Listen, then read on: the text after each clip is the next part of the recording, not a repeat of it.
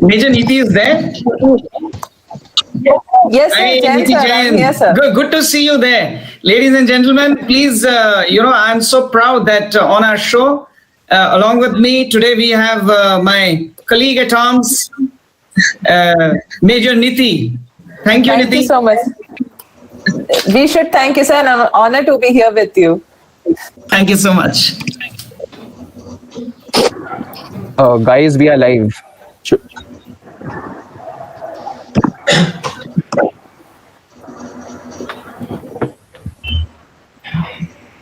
Yes, Anand. All right. Ladies and gentlemen, hello all. I am Anand Warrior. I welcome you all on behalf of the Tug of Words team. Tug of Words is an online debate forum where we have discussions on topics pertaining to national, international, geopolitical interests, as well as technology, sports, economics, and defense issues. Today, on our 11th debate in the series, we have with us a very protean personality, Lt.Colonel Sameer Kulkarni sir, as our chief judge for the evening. Speaking of him, he has served the Indian Army for more than 25 years. He is an alumnus of the National Defence Academy and the Indian Military Academy. He has a very vast experience of training, administration, and commanding troops in operational and peace areas. When in service, as an instructor, he has trained officers and soldiers in diverse fields such as radio and telecommunications, gunnery and missile technology. You all would be glad to hear that he was also an instructor for the Joint Air Warfare Course, Commando Course, and Junior Command Course. After an extensive service in the forces, he retired in 2003. He was then deputed by the government of Assam as the chairman of all youth bodies for 2 years. In addition to that, Sir was on deputation with the National Cadet Corps, also known as the NCC, where he trained and groomed many students. Lieutenant Colonel Sir has also trained NCC cadets of NCC Directorate, Maharashtra, where he was given the responsibility of training for the Republic Day Parade since 2010. He was not only a trainer in the Indian Army, but also he has done few notable training certifications overseas, certified trainer from Rutgers University, New York. Sir is also qualified for the astronaut training experience at NASA. Besides that, he is also a certified assessor in social emotional learning. Lieutenant Colonel Sameer Kulkarni sir is also the founder and director of the m-Woodpeckker, a charitable trust which imparts training on various aspects of personality and self-development and outdoor adventure training. Their main objective being urbanizing the rural youths, and they are committed to it. Moreover, he has conducted more than 450 training programs in the past 4 years on personality and self-development, as well as more than 50 high-impact leadership development programs for the youth. This is just the tip of the iceberg, ladies and gentlemen. He has also contributed his valuable wisdom and time for numerous community development programs. Not only that, he has also conducted numerous corporate training programs in many IT industries, automobile industries, financial institutions, and many more. Since he is a veteran of the Indian Army, he also trains the youth who aspires to join the Indian Armed Forces with his great wisdom and experience. We welcome you, sir. It is a privilege to have you with us on this forum. Thank you very much, Anand. Thank you very much. Thank you, sir. Thank you. Thank you, sir. Also, I would like to mention that Major Nidhi CJ ma'am is also present with us as an esteemed viewer. She is an ex-Indian Army officer, an NCC cadet, a C certificate with A grade holder, and a CDS entry All India rank 11. We welcome you, ma'am. Thank you so much. All right. Now, Sanket,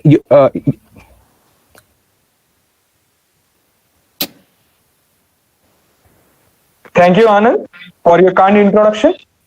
Now, today, myself, Sanket Aradhya, I'm here to moderate the first part of the debate. But before that, our team, Tug of Words, has prepared a short video on the topic which we are going to debate today. So, kind instructions please mute your audio so that to avoid interruption. Video, please.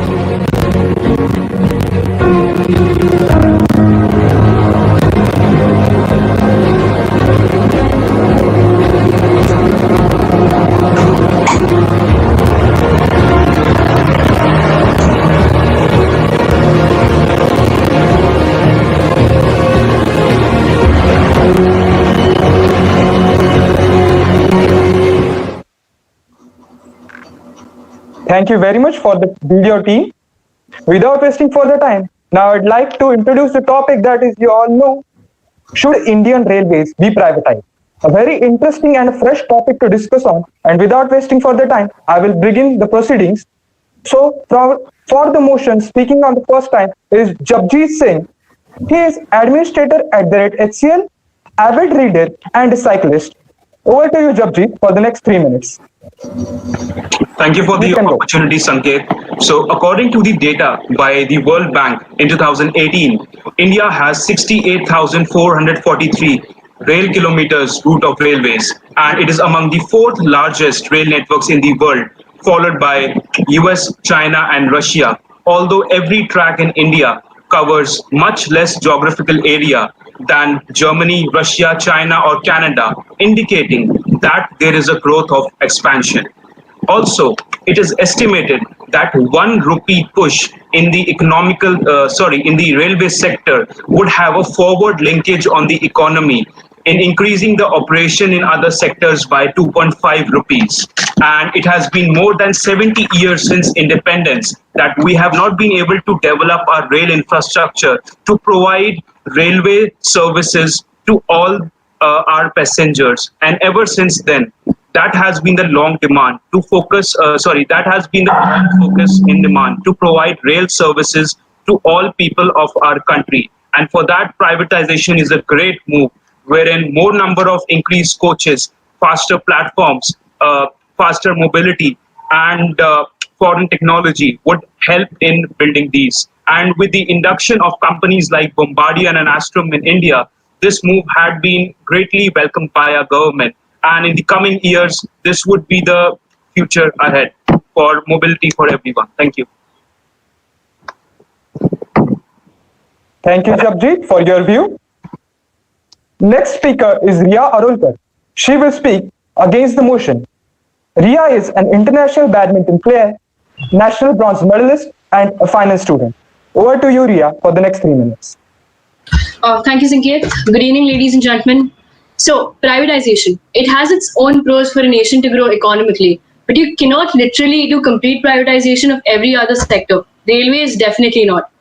Recently, the railway minister announced that 151 trains will be operated by private sector by 2023. It has also given them the freedom to fix the charges from for the passengers. So if you go to see, this counts just 5% of the entire railway network and wouldn't affect at a larger cost. But privatizing all of the railway services in India will be a disaster. Indian Railways is so big in so many attributions that only a person who has all-time full control on money and power across the country can run it. With second to none, only Government of India can. And only they can remain ever concerned for public welfare despite being at constant loss. We live in a country where 68.8% of the population lives on less than $2 a day. So let's just state a series of events that will happen if railways become totally privatized. So probably instead of selling the tracks, the government will give operational rights to these private companies on various zones. Train services will see an immense transformation in the sense of quality of ride experience. But slowly these companies will realize that operating train services between major cities are more beneficial and those flying to remote locations are not. So they will slowly and systematically reduce the train service routes, the train services to routes that don't make profit. Mostly all small towns and remote areas, further increasing the urban-rural divide. Another point, private companies are partnered with foreign companies. So if they're given the task of operating rail, then it is likely that its security is compromised and India's image is tarnished in the whole world. It's also been argued that privatization brings competition and that will help lower the ticket prices more. But let's face it, it will increase more because there'll be no subsidy provided by the government. The Indian Railways on average pays 47% on every ticket as subsidy. Private companies will not be able to compete with this, so they will opt for other cost-cutting measures that include laying off employees. This year, the unemployment rate reached a record high of 23.5%. So privatizing is not a good idea for Indian Railways, but government can have better solution in which our railway officials will be motivated to perform, and at the same time, it will not become a means of exploitation in the hands of private players. I just say not everything has to be for profit. Things like Medicare, basic education, and transport should always be subsidized because this is what grows a civilization. They enable access, integration, commerce, and 1,000 other things that are much more important than plain vanilla profit. Railways should remain the cheapest option for the large masses of the country as it has always existed, because the Indian Railways is the lifeline of the nation and will always continue to remain so. Thank you. Thank you, Ria. So our next speaker is Kashish Mithwani. She is a national pistol shooter, second-year biotic student and an NCC cadet. Over to you, Kashish, for the next 3 minutes. Thank you. Thank you, Sanke. So, a steel mill in Togo, a forest operation in Chile, and a telephone company in Belize. What do all three have in common? All three were formerly state-owned enterprises that suffered serious managerial deficiencies as public sector enterprises.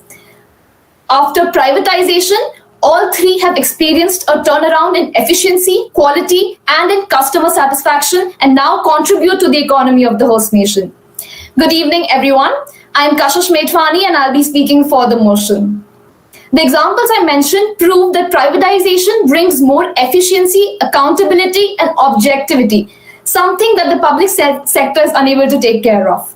There is no political interference, and the investments are not dependent on when the next election will be. As far as calls for privatizing the Indian Railways are considered, we will have to go back in his history and recall how this sector came into being in the first place. It was the private players from UK that established the railway networks in India.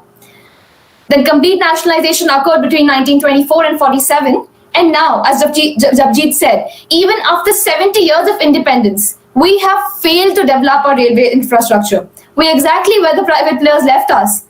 The performance and charges of Indian Railways when compared pre-1920 and post-1920 shows a lack of improvement and a clear leveling off post-1920.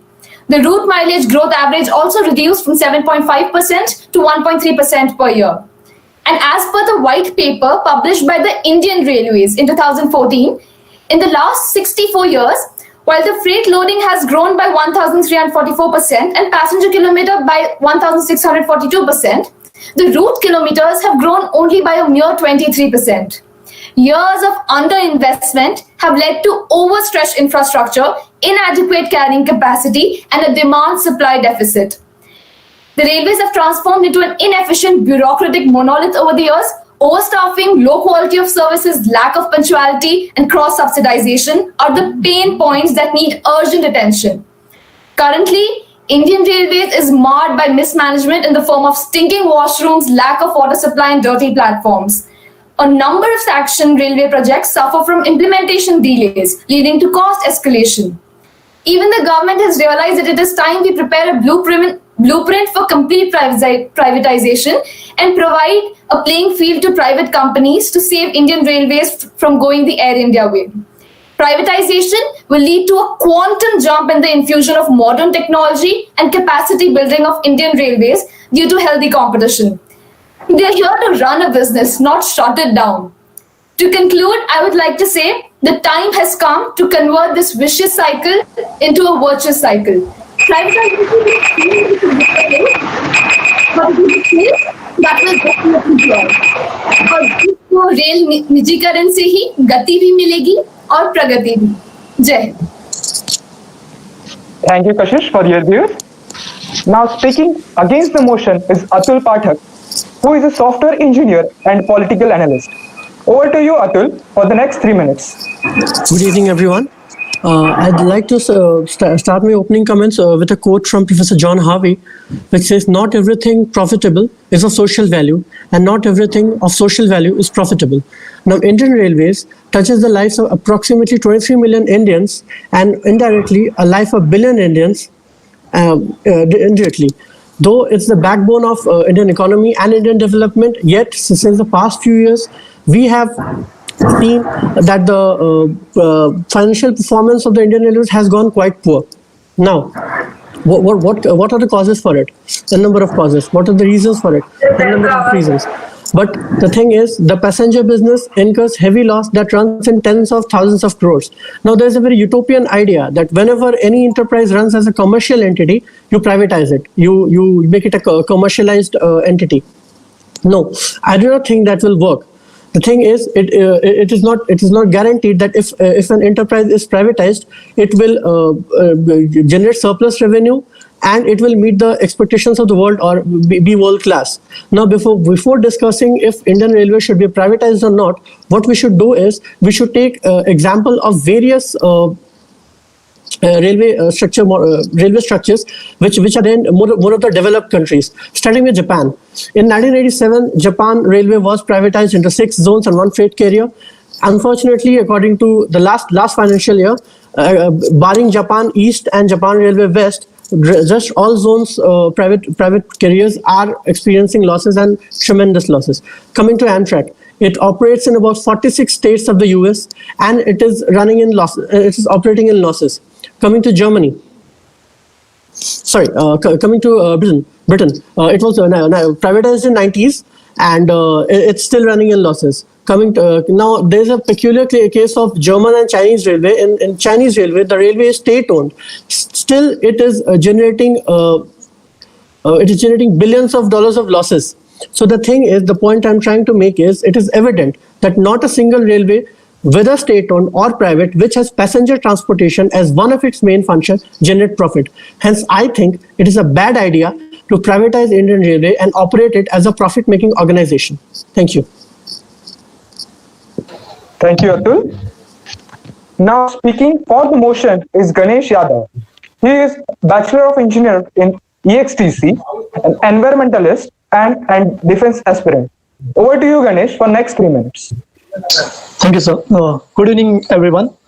My name is Ganesh Yadav, and I am speaking for the motion. Friends, in India, there are 3 sectors. First, the primary, secondary, and tertiary. The primary sector, there is agriculture, manufacturing, and the tertiary sector has the service sector.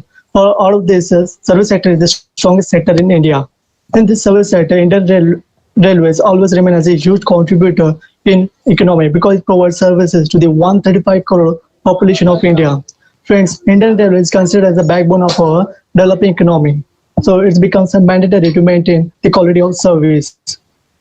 The ratio of Indian Railway by the government from 2012 to 2018 is not good at all. And the revenue generated is also not profitable. To mitigate this problem, 100% privatization of Indian Railway will bring a drastic change. One of the best examples is the privatization of Tejas Express. Its first private train introduced on 24th May 2017. It has magnified structure like catering facilities, entertainment facilities, onboard Wi-Fi, automatic doors, smoke alarms, and bio-vacuum toilets. Friends, this is just one example. Privatizer, more such private trains could be manufactured in India. This will definitely lead to increase in tourism, employment rate, better infrastructure, higher revenue generation, more connectivity, and better sanitation. Which runs freight trains and has made 300 kilometers. It is the longest railway route that any private company has made, which is also used by the Indian Railway. Some other companies like Bombardier, Alstom, BEL, such are investing in millions. Friends, this will bring in a competitive environment, and each company will try to bring best infrastructure, railway engines, coaches, and other facilities. New trains will be introduced by private players due to the competitions. Friends, private companies work on the capitalism, always remain as a profit oriented and so good maintain the good hygiene, customer satisfaction, best services quality. Private companies could overcome the delays and traffic on railway routes. Privatization will remove the bottleneck at major stations like Patna, Sikandrabad, Prayagraj. By this, I would like to conclude that 100% privatization of Indian Railway is viable. It will overcome all the drawbacks and major issues that Indian Railway is facing now, and will also give precise services to people, and will benefit in all. Thank you, Ganesh, for your views. Our next speaker is Avni Tripathi. She will be speaking against the motion. She is a management student, a defense aspirant, and a writer. Over to you, Avni, for the next 3 minutes. Thank you, Sanket. Okay. Every time I traveled in a train as a kid, it was always a new experience.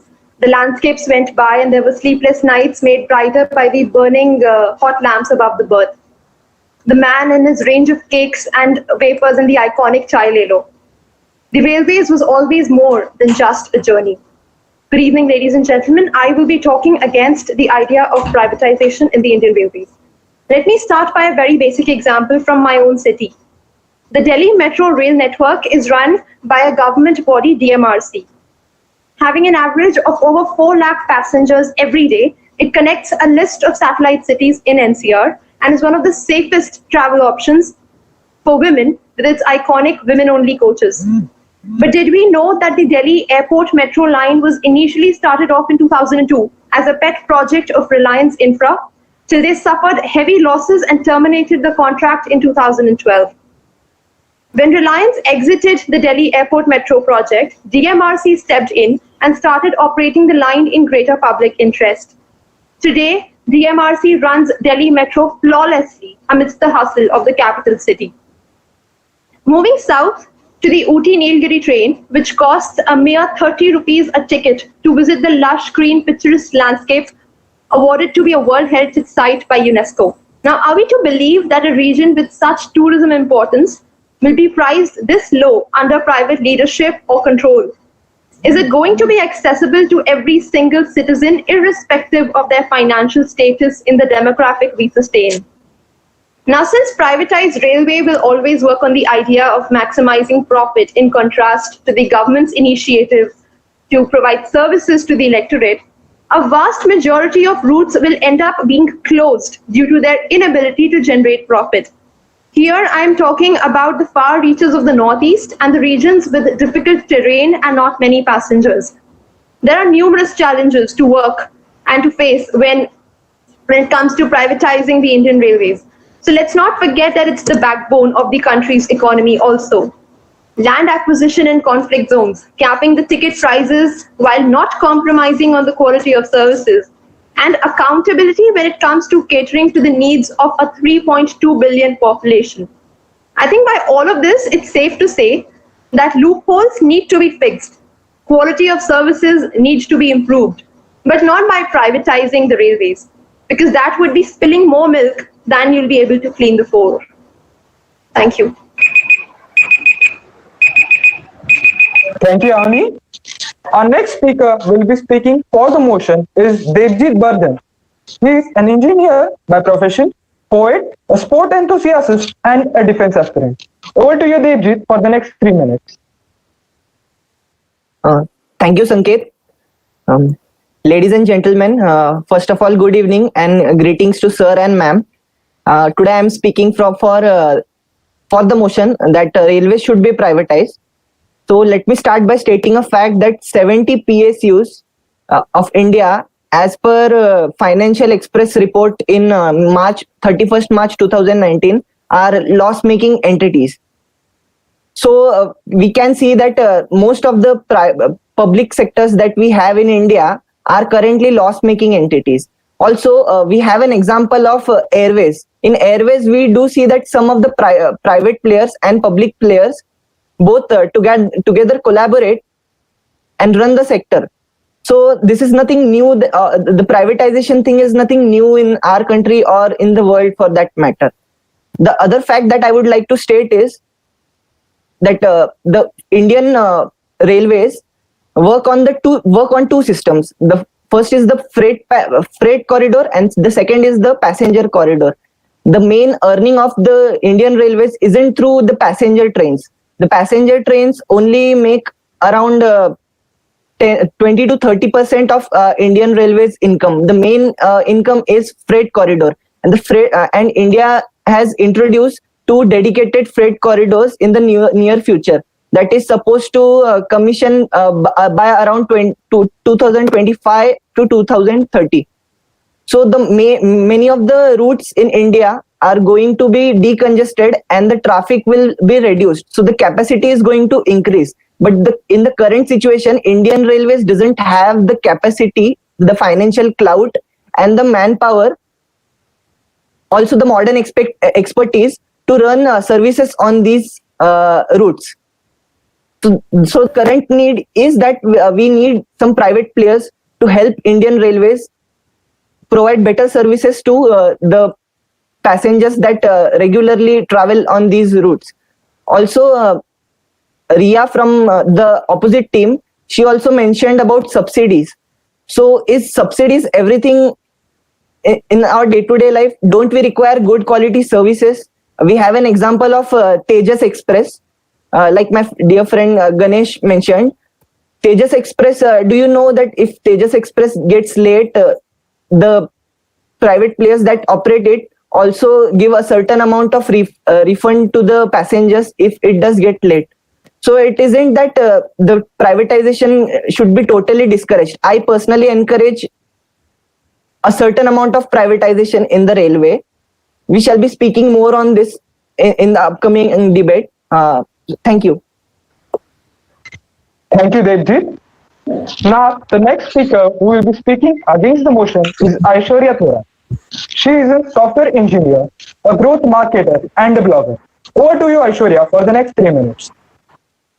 Thank you so much. Good evening, everyone. The government's audacious move to merge the 8 railway services into the Indian Railways Management Service has invited criticism from many in the sector. The government is also planning a rationalized passenger and freight charges. This comes on the back of a revenue loss of more than 4,000 crores in the second quarter of the financial year 2020 compared to the first quarter. Unlike the airlines, the railways in economics is known as the national monopoly. The initial infrastructure costs are so high in the railways as compared to the cost of operation that the incumbents in the market are very strongly advantaged and proper market competition is impossible. As the ILO or the International Labour Organization has pointed out, there seems to be a popular misconception that only the private sector can successfully implement marketing systems, policies, and strategies. A misconception which may stem from the belief that public sector's enterprises have no incentive to operate a profit-maximizing way, which is really not true. However, there are numerous examples of publicly owned railway companies employing very effective marketing strategies and systematically encourage healthy employment activities. According to a report by the International Transport Workers Federation, private or semi-private authorities has not administered up to the mark because of the major following reasons. One, it has not generated new and needed employment. Two, has not transformed industries with investment and technology. Three, has not reduced high accident rates and improved the security. Four, has not met transport market expectations and needs.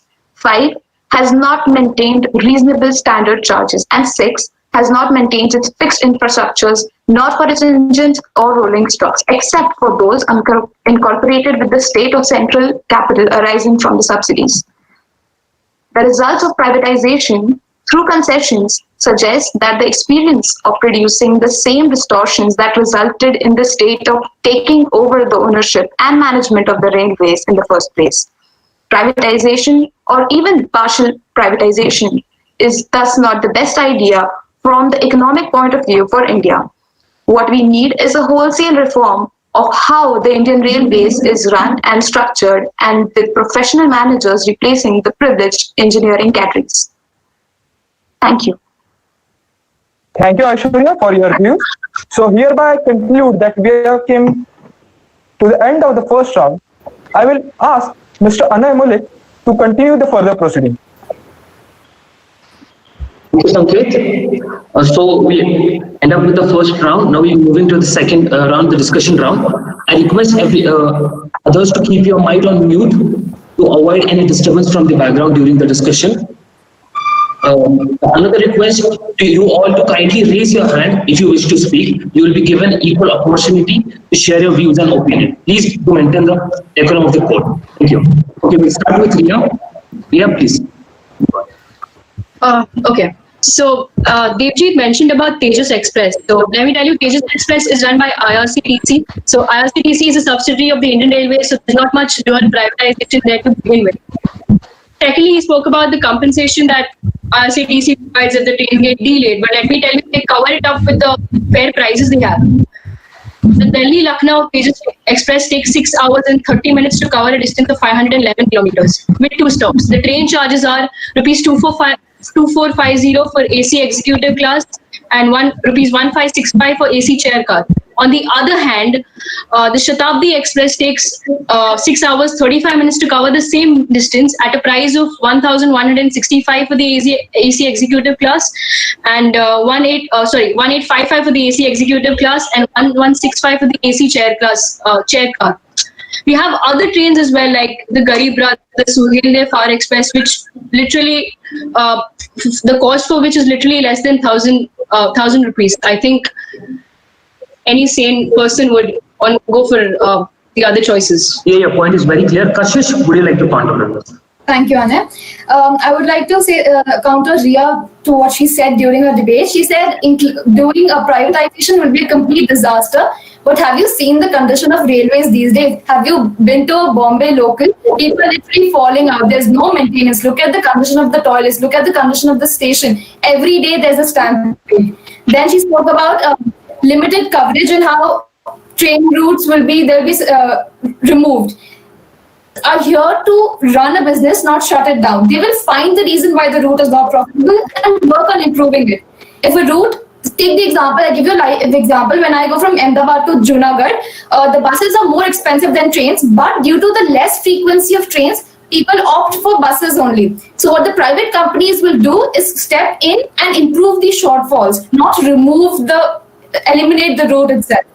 She also spoke about, 2 people from the other team spoke about how jobs will be decreased. Jobs won't be decreased. Rather, due to privatization, infrastructure will be increased, which will lead to an increase in job. What this will do is solve the problem of overstaffing that we're facing right now. And there'll be optimal distribution of labor along all, and there'll be an increase of job. Also, somebody spoke about how I think it was Atul who said it's not just about profit. The thing is, it's about improving qualities. And when you were comparing with other countries, if you read the Debroy Committee report, they said that when you compare from other countries, you can see that how when privatization enters, due to competition, the prices decrease. That's what I'd like to say. The point is very well known. Jabji, you had to say something on that. Yeah, so firstly, I would agree with Riya's point. Riya mentioned that the railways should remain an entity which would benefit everyone, even the lowest of the classes and the highest of the classes. But just to add to her point, so privatization, I would just add to Avni's point as well. I'll just conclude both the points together. So she gave an exceptional example for DMRC. So I must just remind her that DMRC Bombardier, the company which focuses the coaches, the maintenance and everything for DMRC, they are still in partnership, and India is in no position to build these coaches right now at the moment. And all these coaches, and in fact the spares for these coaches and even the overhaul lines, all are imported. And right now, after 20 years of operational service by DMRC, we still have rates which are affordable in the segment of the train category. Also, the second point is from a passenger perspective, there is more need for train services right now. And according to a railway board report, 5 crore passengers were not be able to accommodate it during the 2019-20 session, as there was a 13% excess travel demand due to festive and summer seasons. And without the expansion of the rail network and the growth of railways, so road travel would also become an option, and this would reduce the GDP, and this would reduce the share of the railways, which can mean a disaster for the country. Pravjit, your point is very well clear. Anybody from the counter team to counter their views? Avni? Yeah. Okay, so I'll touch a few points from Kashish's speech. Now, you spoke about accountability in your speech, and I would just like to point out one simple example to you.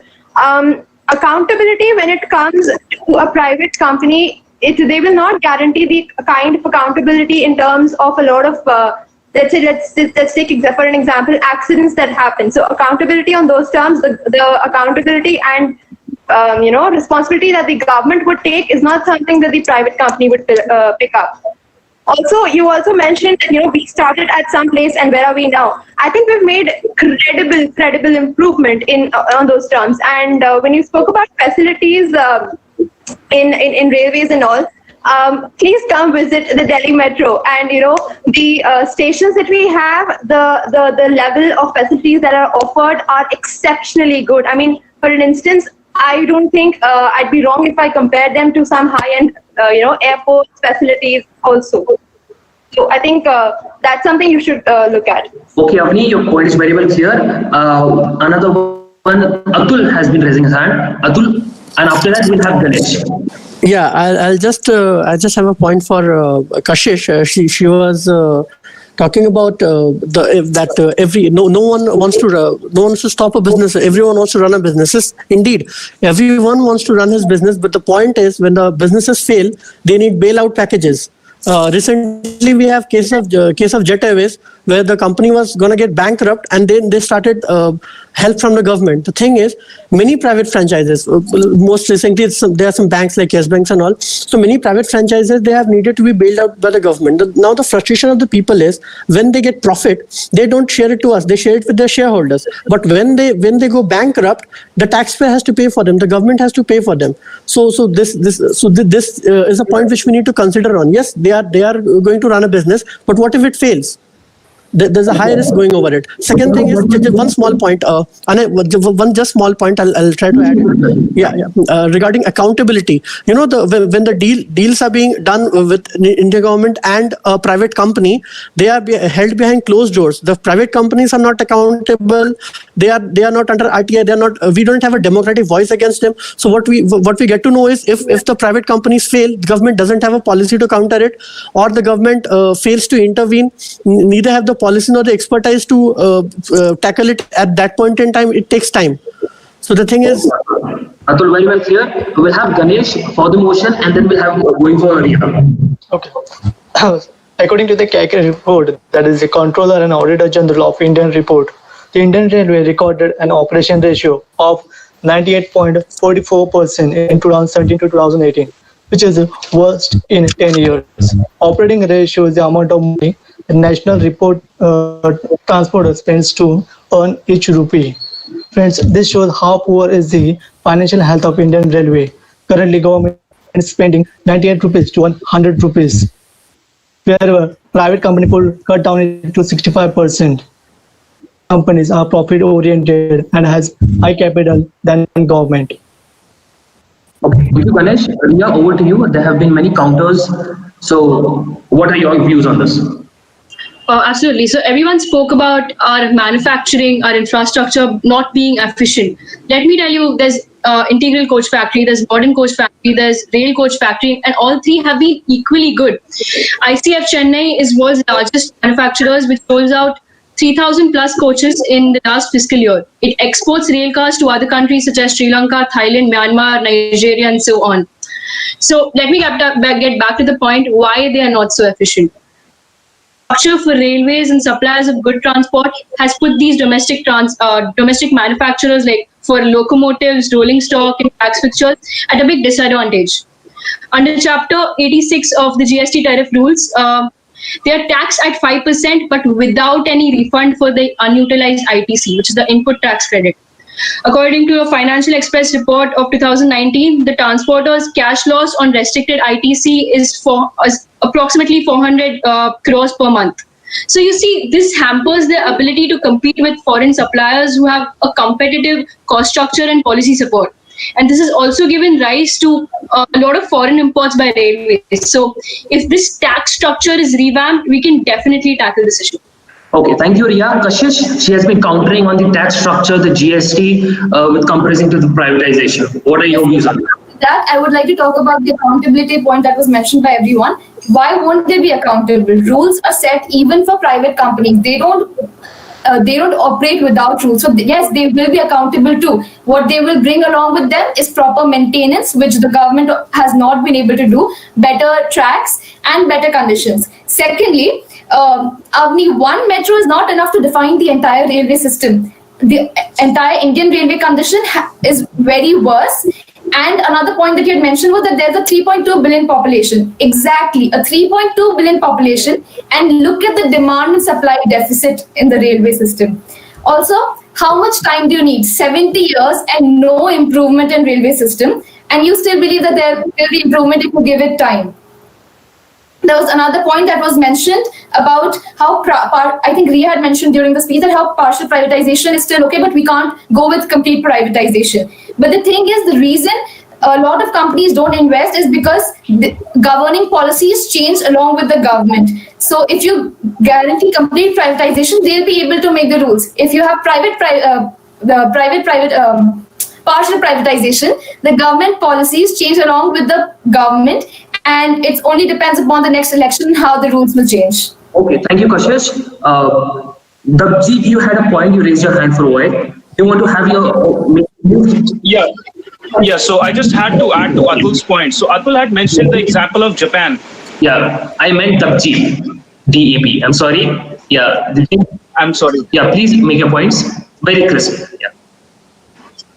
Yeah, so I just wanted to add to Atul's point. Atul had mentioned about Japan. So Japan is one of the only operating countries right now with completely privatized rail networks. But we must not forget how privatization starts. It starts with the pilot project. So right now, if we see at the current circumstances, a pilot project was what it was invested in DMRC with Bombardier. So that would also conclude with our rail system as well. But I would take a different perspective. That is a technological perspective. So the current coaches require maintenance after every 4,000 kilometers. But the modern coaches, they would require maintenance after every 40,000 kilometers or once or twice in 30 days. And that was a report published by Astrom and Bombardier when they had lent the coaches, and they had also come for the privatization auction 2 weeks back. So depending on those points, that can mean a huge amount of revenue being saved and not spent on maintenance of these coaches, because large amount of coaches operate on freight and cargo and not just passenger trains. So this amount could be invested elsewhere in other railway projects as well. And that could mean a boom to the economy, of course. Your point is that, G, for the motion, do you have some points on this? Please be crisp. Yeah. So when I mentioned Tejas Express, that was supposed to be an example for how a public-private partnership can look like. This wasn't a complete example of a private enterprise running the Indian Railways, because IRCTC is kind of a semi-autonomous wing under the Indian Railways. The second thing is, railway is a loss-making entity. We all know that. Only 57% of the cost that is spent on the passengers is recovered through ticket collection. And the third thing is, do we forget modernization? Even if we want to improve railways, do you forget that we have such a huge amount of passengers and such a variety of routes that we also need high-speed trains today? These high-speed trains are necessity. If not today, then after in 10 or 20 years, it certainly is going to become a necessity. And for that, already we have a bullet train project where we are inviting the Japanese to invest in our country. So if we can invite Japanese, can't we have other private players working with the Indian government to have at least the privatization part? Your point is clear. Aishwarya, you would like to counter? He's talking about the getting foreign investment, why not privatization? You're not audible, Aishwarya. Yeah. So according to Devjit, he just said that the passenger trains only contribute about 20 to 30%, right, of the Indian Railways. Rest is the freights. So that is already a smaller section of the railways, which is 20 to 30%. Now, if you look closely, that only 1,200 of them are passenger trains. Okay, in that around 23 million people travel daily. Okay. So here the matter is not, the bulk of it is not about luxury. The smaller section is about luxury and hygiene. They'll be needing more. So the freights are already paying enough to the government for the railways, right? The major section is already in profits. The lesser privileged is that the passenger trains do not give that much of a profit. Obviously, if some things are managed well, that can be happening, and that can be happening through corporatization also. Just a few parts of it need that. Also, to counter Kashish's point, she said that they'll have to not stop business.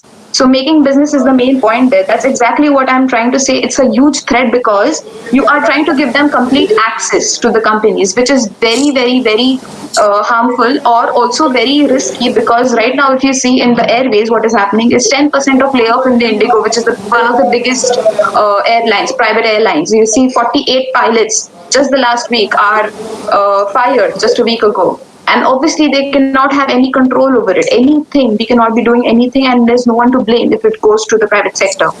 Absolutely, sure. We have been countering about the facilities of the trains, facilities, the Japan government coming in, but not privatization. Avri, what are your views on this? Please counter. You're not audible, Avni. Hello. Yeah, go ahead. Okay, so I have two coverage limited to lucrative sectors and fares. Now, these are two very important points if somehow clearly missed out.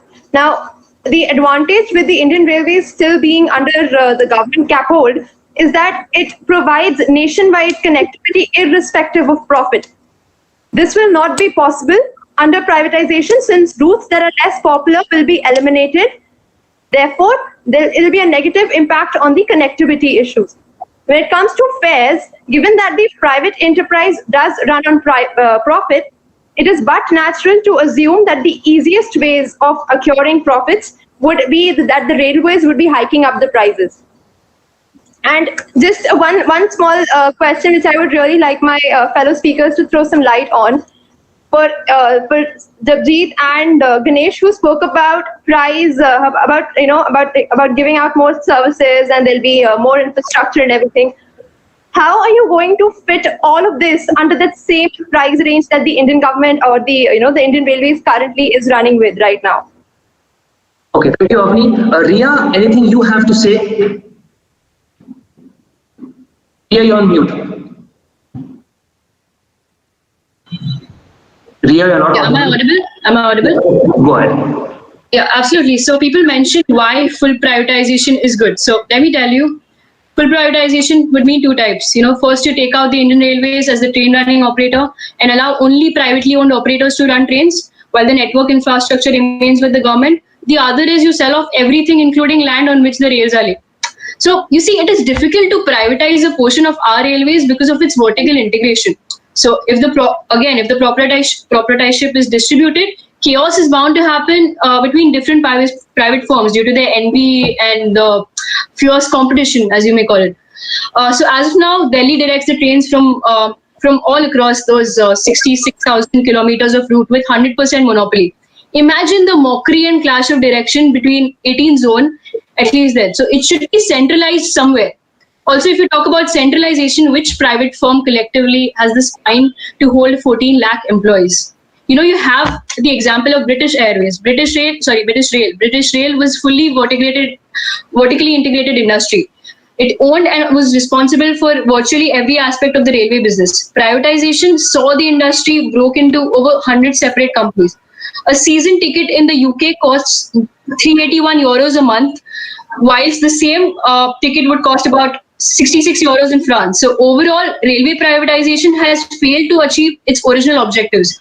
The fares and state subsidies remain high, passengers are failing to obtain value for money, and industry units remain stubbornly high. So technically, the US taxpayers have to subsidize these private companies to keep the rail running. And we really don't want to land in the same situation. Yeah, your points are very clear. Atul, just keep it crisp and within 30 seconds. Atul. You're not audible, Atul. Yeah, am I audible now? Yeah, perfect. Go ahead. Yes, yeah. So Jabjeet was mentioning about the Japan Railways. I'll just add to that. It was privatized in 1987, so it has been 33 years since it has been privatized, but it's still running in losses. So how many years does it need to generate revenues? Second point is, Kashish was mentioning about the electrification and new technology coming in for Indian Railways. Now Amtrak, which is operating in US, it is still running on thousands of kilometers which are not electrified. The tracks are not electrified.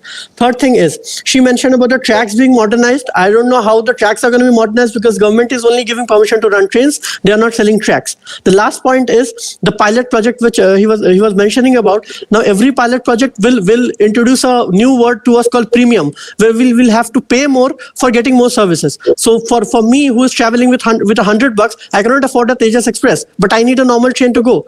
The last point being, in this particular corona situation, there was no private player who came to help people or laborers who wanted to go home. There was only Indian Railways and the Indian government who came in, use it as a social tool to make people go their home. There was no private carrier who helped and saved them.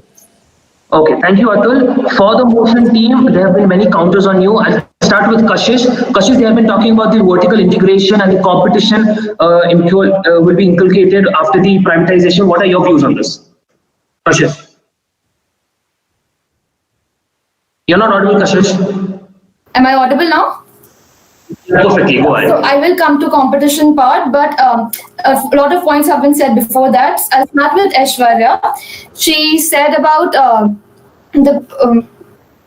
so she said about how there are no policies on railways or anything, but take the example of airways. Even when we're talking about privatization, we're not letting them do anything on their own. There will be policies, there will be some rules about how they will operate. They won't be able to do anything that they want. Look at the airways, for example. Secondly, she also spoke about freight trains. So for the sake of lowering costs of passenger trains, freight tariff is always increased, and the money earned through freight traffic is diverted to meet the shortfalls in the passenger revenue, and thus the development of freight traffic infrastructure is what suffers. And high freight traffic leads to them getting outpriced in the market, and customers prefer road transport. Privatization will help in finding a balance in the revenues among the two business segments.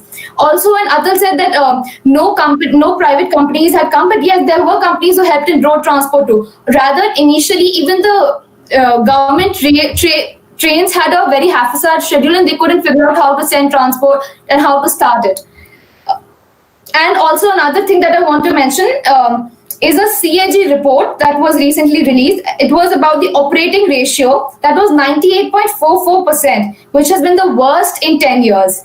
So it just shows that how the train is running under the government, and clearly indicates that privatization is the right step and in the right direction. Okay, thank you, Kashish. Jagjeet Singh, they have been countering on the track building and the services prices. What are your take on this? Okay, so I would just come up with a small example of my own travel. So track building is a process which is an ongoing process. I'll come to my example later. So I think most of the Against team would be knowing about the Golden Quadrilateral. So right now they are planning that the Golden Quadrilateral and its diagonal routes would be fit for, right now they are operating at 130 kilometers per hour. For Delhi to Kolkata and Delhi to Mumbai, and they are sanctioned right now for 160 kilometers per hour. So 30 kilometers per hour speed would mean less commuting time, and this is done because tracks are gradually being improved. Over 70 years things are improved, and it is improving. So privatization, although it is a part of that, but those trains would be running on those smooth tracks as well. Second, adding to my own point, I would just say that I had been using Railways app, that is IRCTC app. but even many people use private apps. Like I use Trainman and other apps as well. The reason for that is IRCTC, although is one of the largest supplier and it manages all those things, the catering services and all, but still it lags behind in some sort of the feature. The servers are not able to handle that much load and other things. Although railways, like Ria you mentioned, is one of the largest employers, but still it lags many features. And for that, privatization is the basic step. And starting from apps, if we integrate those things, if we integrate the routes, the charts, everything, so that would be a big overhaul for all these passengers. And further adding to that point, and auction people in railways, and I saw them suffer a lot. So in case of Delhi Metro, if something is introduced with the coming up of private players like Bombardier and Astrum, so that would be a major step, so that these people train services at the same time in the same rate, because that would still be managed by the government. That is the ruling party of the country. Clear. Ashmir, would you like to counter on his app management and the facilities of the train? Definitely. So according to any survey, you can see that 70% of the people that actually daily travel through trains and use the railway do not choose luxury over convenience.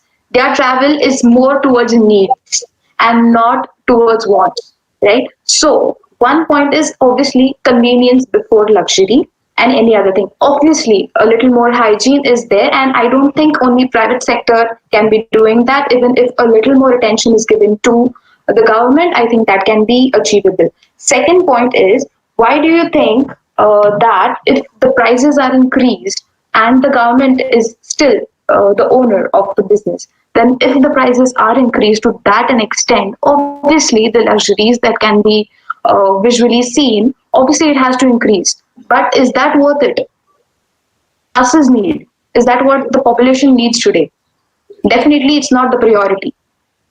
Okay, Ashwarya. Thank you. Dipjeet, Ria has been talking about the centralization of the if privatization takes place and the competition and the mockery. What are your comments on that?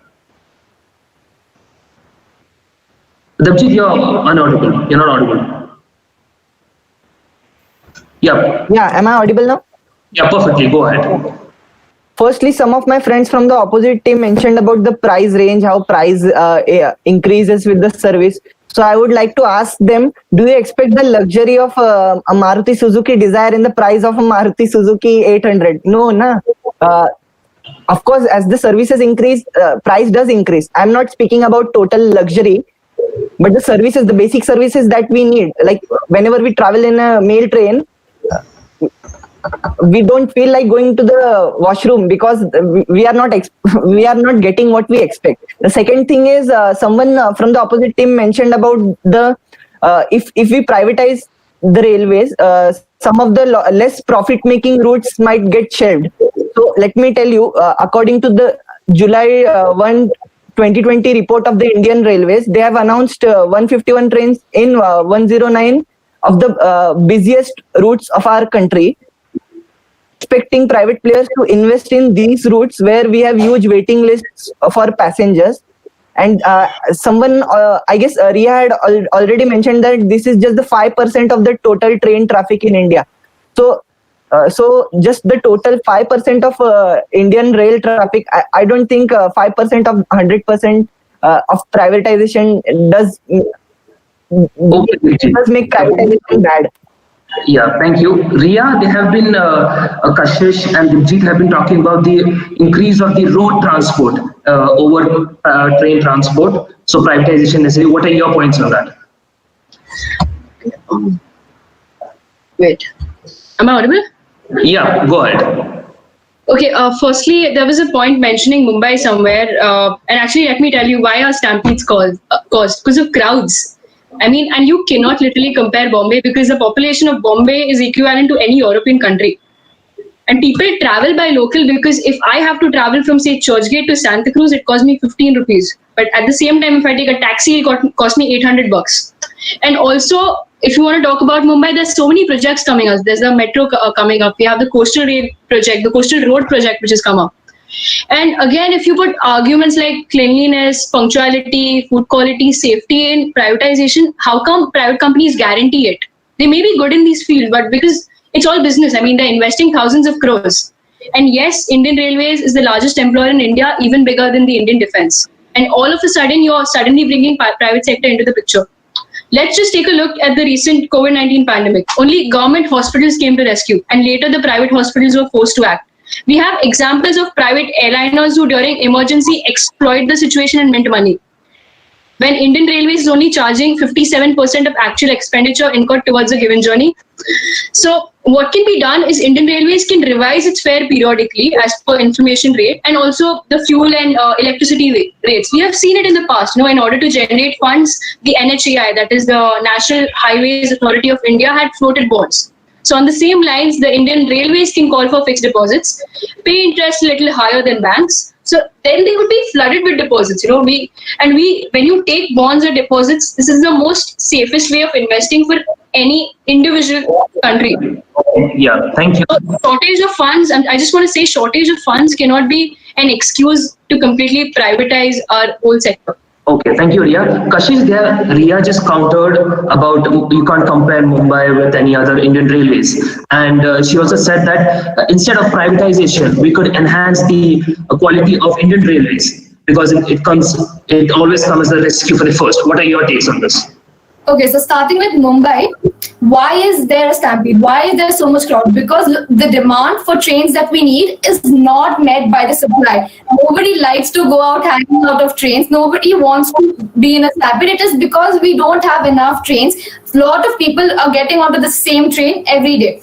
And secondly, we spoke about how private are not doing well, but why do we always choose private over government? Because we have seen before that there is a guarantee, there are better services, there are better qualities, and they have shown a better return as compared to the government services.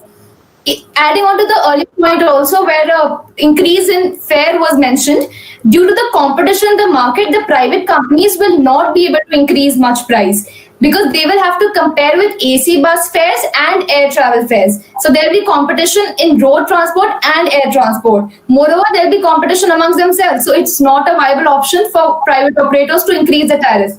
Also, the current prices, when you compare the current prices and compare it with the qualities you're getting, it is way, way, way higher. So what privatization will give you is better amenities without much hike in price. Thank you. Okay. Can I just add a point here? Ria, I'll give you a chance afterwards. After Atul has been raising hand for quite a long time. Atul, your points, please. Kashish has been telling that privatization guarantees your service, and the competition definitely helps you give the good edge over each other. What are your views? Okay, first of all, I'm a little confused regarding what exactly they are pinning for, because in last statement, Kashish said that what has been done in 70 years. Javjeet is saying that in 70 years we have made a lot of progress. So I see a little difference in what they're saying. Second thing is, she was talking about when the privatization will be done, there will be rules, there will be policies. Private companies will not take it all. We already do have a model like that. As in the Ministry of Aviation takes care of all the flights which are there. But when a Jet Airways or Indigo Airways increases their fare, the Ministry of Aviation cannot do anything about it. As a result, the average flying cost increases. Now, railways, as Ashwarya said, I think that railway is a natural monopoly. There's a little scope of competition. If one carrier is having a price of $1,000, the other carrier will have to match that price so that the average cost remains constant. Second point being, there are millions like me who want to travel to 100 kilometers with paying a minimal amount of fees, not for comfort but for need. So what does people like that need? People like us who are below poverty line. There are people who are just workers. They are living their day-to-day life. They do not want luxury. They do not want ACs and TVs and Wi-Fi connectivity in trains. They want basic necessities. As a train will operate, it will take them, and their day-to-day work will be done. Okay, thank you, Atul. Aishwarya, you had a point, and after that I'll come to Ria. Yeah. Aishwarya? Yeah. Yes. So my point is to counter Kashish that basically if you improve the prices, and obviously it's business, so if you improve the prices, the luxury and the facilities will also improve. It's there, but I just want to throw some light on the user behavior here. As a user or as a person who travels daily, in the trains, I would say that if you all have traveled, you will know that there are different classes in a train most of the times. There are different classes and the price varies accordingly. There are different facilities according to the different classes and there are prices according to it. So if a person does not need that luxury, he will obviously go for the general class. And if you always see, if you can make out that that is the general class and this is the first class. That is why, because that's exactly because people need convenience more, because they do not need the luxury. And if they need it, they will buy it. And that facility is already there. We do not need the private sector for it. Okay, thank you, Aishwarya. Ria, Aishwarya just said about privatization and the cost with the below poverty line people, but we are not talking about complete privatization. We're just talking about the introduction of privatization. Ria, your views on that? Yes, we're not talking about complete privatization, but as I see, everyone there mentioned about complete privatization because then it wouldn't be regulated by the government in any way. Because the private sectors hold the right to the private sectors would hold the right to operate and take all the decisions regarding it. Again, just let me just come back to the Bombay point which Kashish mentioned. Yes, nobody likes to travel hanging on trains, but that's not an option because even if private trains come into the picture, you cannot reduce the population in any chance. AC trains were introduced in the Mumbai local in 2017, and honestly, the frequency is low, but people hardly travel through it because of the hike in the price rate. And if you talk about Mumbai altogether, honestly, there are other things which are come up, like the metro or the coastal road project. So, it's the population which is a problem, not the railways. Because honestly, railways, as you know, is the lifeline in Bombay, and anyone can travel from one corner of the city to the other. And I think, that's it for now. Thank you, Ria. I request the speakers to certainly, yes, that Mumbai has the highest railway networking. So, but we're talking about the country. So let's move on over a generalized topic. Kashish, they mentioned about the price rate. Like not all people in India need luxury. They just need to travel from one place to another. Example, below poverty line people. What are your takes on that?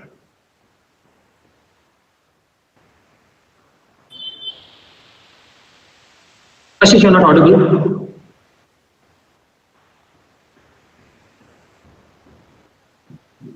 No, your mic is on mute, Kashish. Okay, we'll have I'll get back to you later. Till then, Dabjeet, you had a point. Yeah, please go ahead. Yeah. Okay. Let me give. Okay. Dabjeet, after that, Singh, I'll come to you afterwards. Dabjeet, please. Should I speak or is Japjit speaking? Please go ahead. Okay, thank you. So let me give you an example. In the 1950s and 1960s, USA was busy developing the the road network, the highway network of the country. And the same in the same decades, what Japan did was develop the Shinkansen.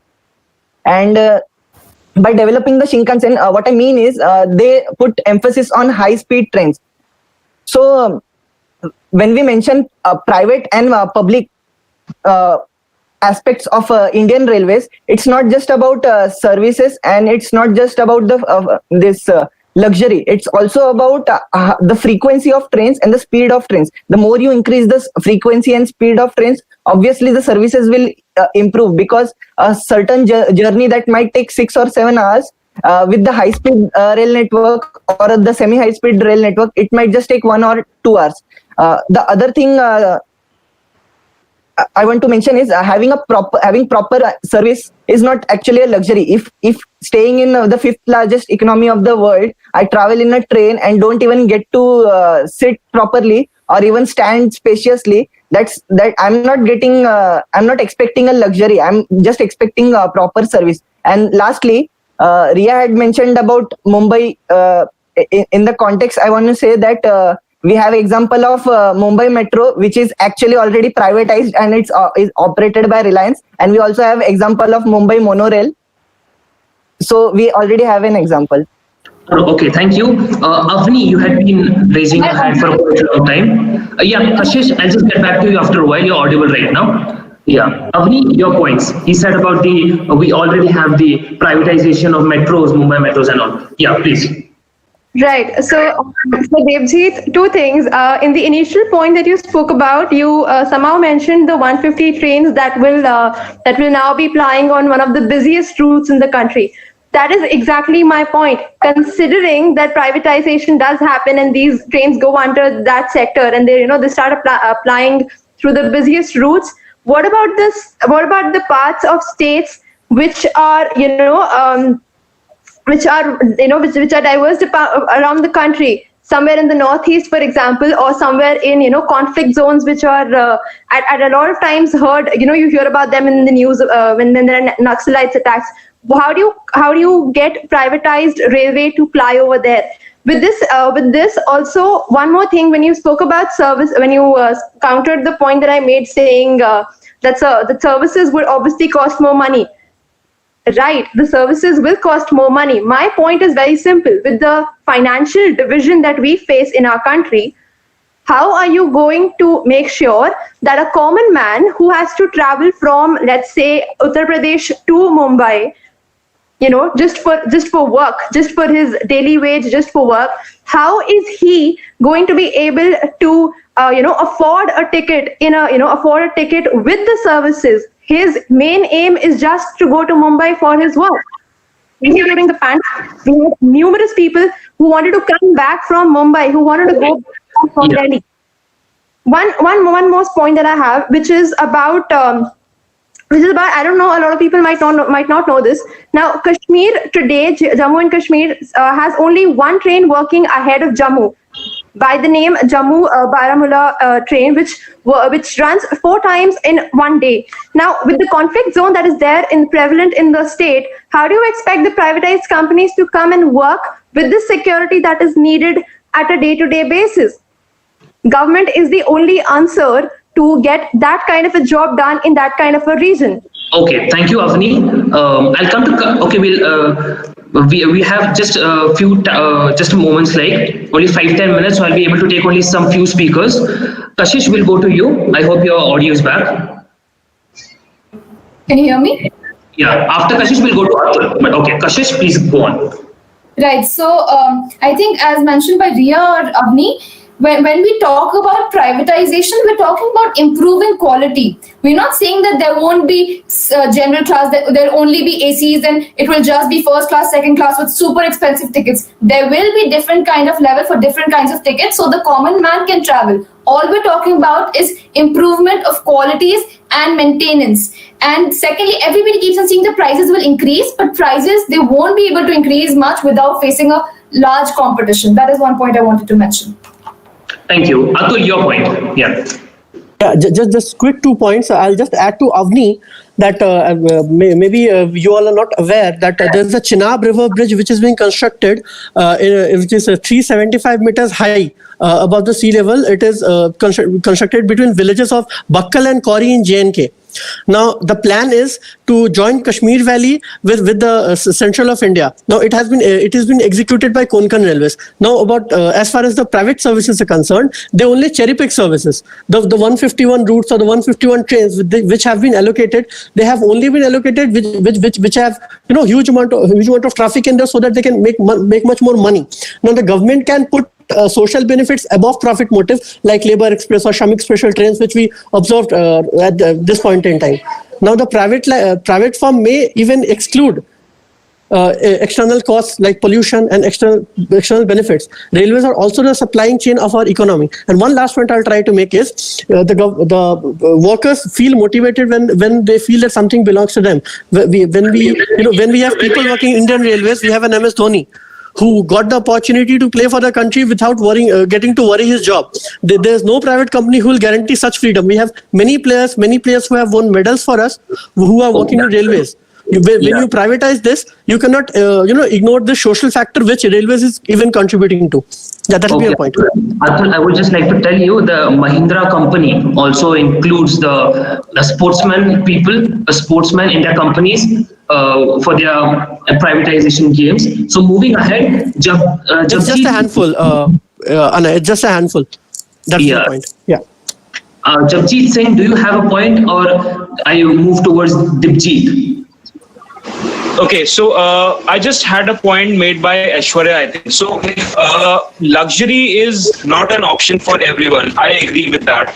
But with the current motive, we must understand what the railways is trying to do. So with the pilot Tejas project, which everyone had discussed a lot, so that was a move which was aimed at bringing consistency in the railways. Because over the 70 years, if you look at the curve had not been a slope. It had not been a steep curve. It had just been like a normal curve, just a straight line. So in order to boost that, and with the concept of Atmanirbhar Bharat, we cannot right now build rail coaches at such a fast pace. So only practical viable option we have is privatization. And some part, if we give them to private companies, I agree with Atul that and Avni that in conflict zones we cannot deploy those private partners. But just to bring to your attention, so in a recent contract of entrepreneurship, so Jammu Kashmir state had backed in some contracts in which private players were ready to invest in airways, railways, and other sectors as well. So just to add that, because for them this would be an opportunity to boost their product that any company does. This was done by Astron in some parts of India, in Northeast. So connecting and bridging gaps between Jammu Kashmir and Kanyakumari and Gujarat and Assam, I think privatization is the only option. Okay, thank you, Japji. Aishwarya, your points on this, and after that we'll have a concluding statements. Yeah. Okay, am I audible? Aishwarya, you're not audible. Yeah, go ahead. So as defense aspirants, I would like to ask you a few questions. I think you should think about one thing about security. Okay, when these trains are privatized, they are completely privatized. Now I'll give you a fact that there are 13,000 trains. They need more 7,000 to fulfill the entire population's needs. So the 7,000 more, if you are saying if it goes private, completely private, what about the security and the thing that comes with the terrorism or life threats of it? Who is responsible for it? Do you think then the government will be liable to take any responsibility over there? Because that time we'll have a huge clash. Definitely. Okay, thank you. Dipjeet, please go ahead. You had a point. Yeah. You're not audible, Dipjeet.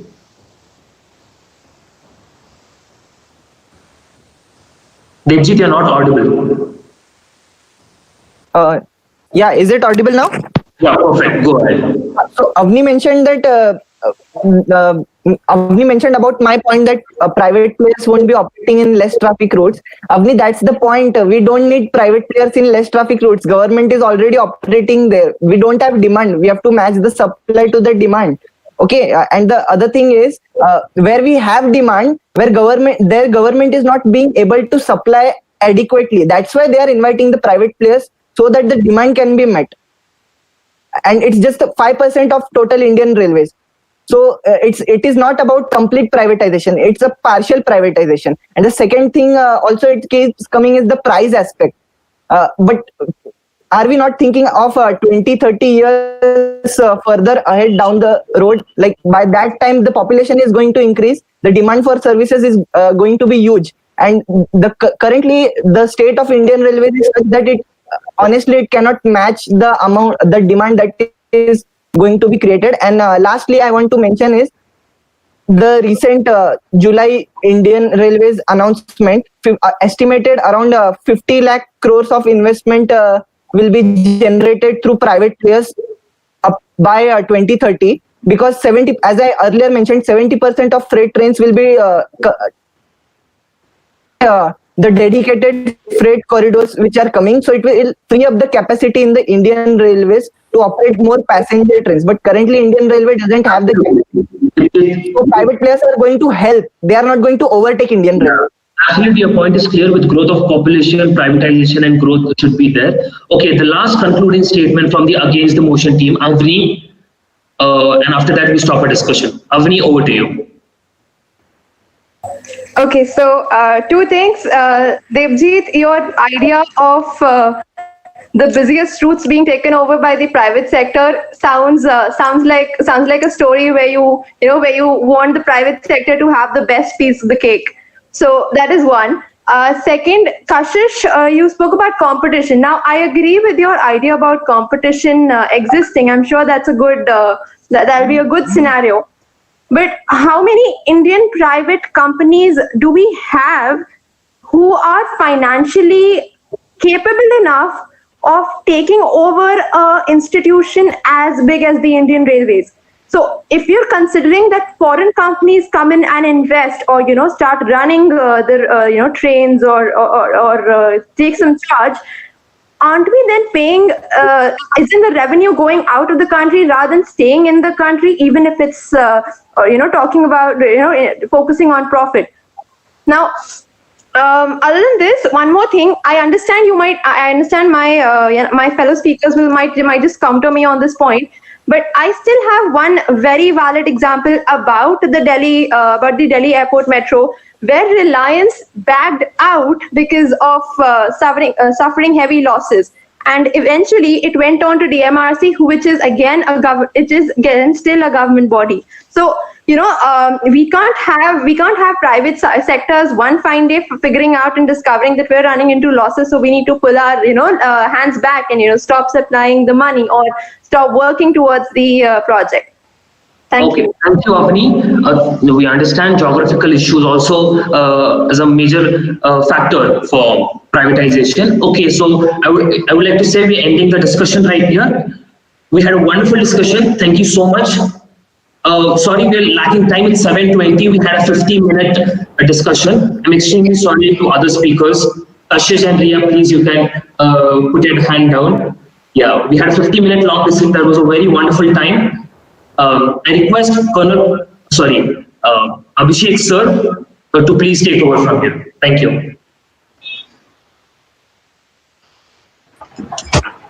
Thank you, Anand. Thank you all the participants. It was a great debate, very well expressed and presented. Sir, we would like to hear your thoughts on the topic now. Kulkarni sir, please.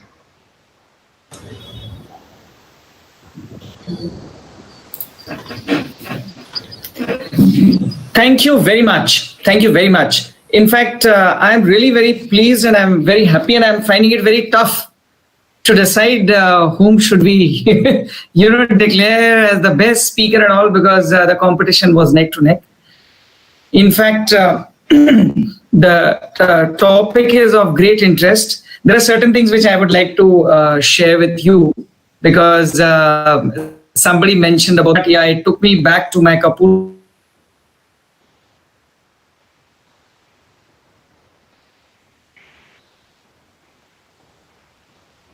Card used to go on the train. So I think one of the speakers who spoke about the security part, you literally took me there. And of course, since I was at Kapurthala, so I was also frequent visitor to, there is a coach factory at Kapurthala.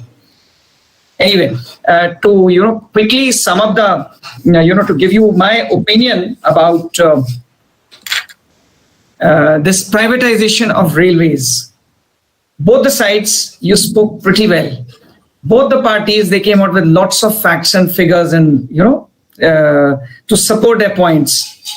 In fact, before I go, it will be a remiss on my part. Before I forget, I must thank firstly Anand, Sanket Aradhya, then the people who did the, graphics, then Ananya, and now Abhishek, you people have been coordinating it in a wonderful way. Speakers were very enthusiastic. They had, done a good research in this. In fact, when we talk of railways, let me tell you, since I am from Army, I always try and relate it with the armed forces. In fact, when we talk of culture, you will be surprised to know, I don't know how many of you are aware, that when the initial railway lines were being laid down, there was this captain from the British Army. He was made in charge of laying down those railway lines. And there, you see, there were two Afghan brothers. The speed at which they were getting those, bricks to be put as a base under the rails, it was so fast that he was a little surprised. He said it is not humanly possible. So he sent, a team to, find out where from or how they are preparing, what is the technology. And it was found that they were getting it from a site, ready-made bricks. They were just giving them a finishing touch. And that is what, ladies and gentlemen, what we today know as Mohenjo-daro. the amount of dead. So railways have been quite, when we talk of railways, it has also been something which has taken us to that place from where we talk of Vedas, we talk of Harappa culture and all those things. That was one.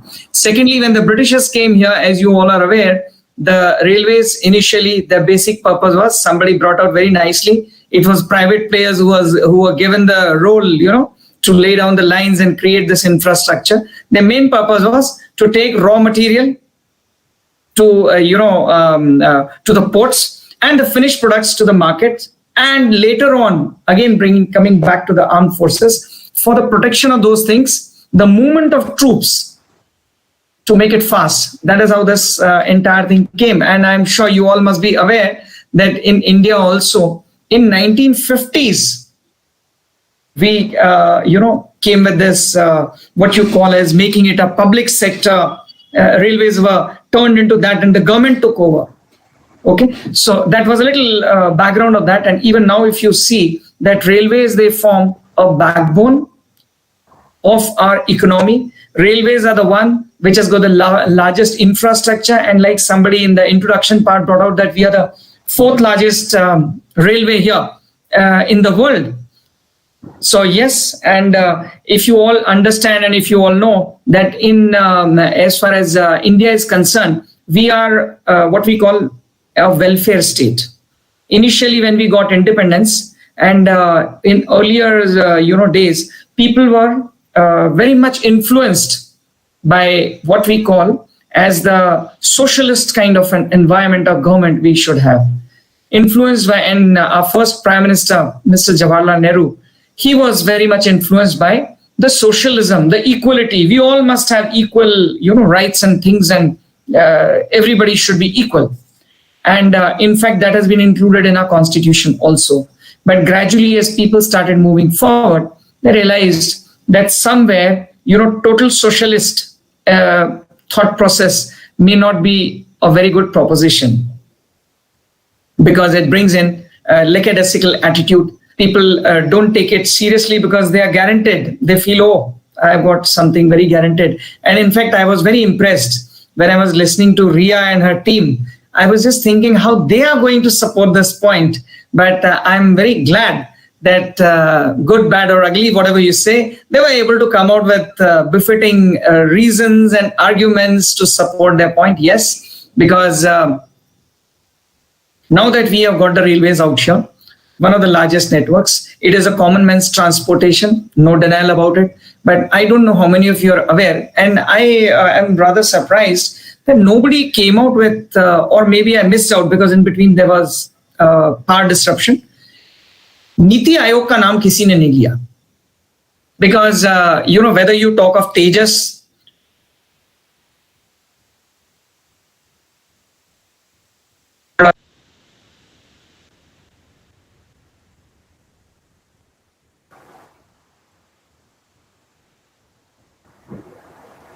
It's an audio lag.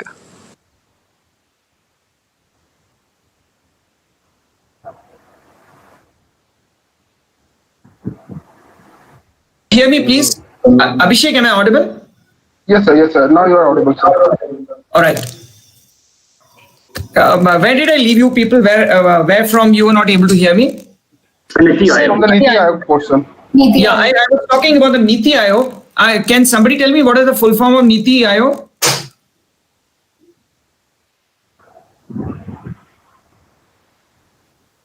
All right. Yeah, this is a kind of, after the new government or the present one, they came in, they had this National Institution for Transforming India. Okay, wherein it was considered as a think tank. And lots of committees which were initially dormant and all, they were revived. People came out with, in fact, this the train that you are mentioning again and again, Tejas was actually a pilot project. They said, okay, let us try privatization. If it works, though they had come slowly, people had brought in like IRCTC. In that, though, they are retaining the maximum thing, 87%, I think, shares are with the government. But rest have been, they have been given to the, we can say, government is retaining the major chunk. Rest, with the, you can call in your, this thing, shares have been floated out. But what I mean to say is that actually how this entire thing came up was because railways, there are two things. As I told you, number one, we are a welfare state. Yes. So welfare of the people is number one priority.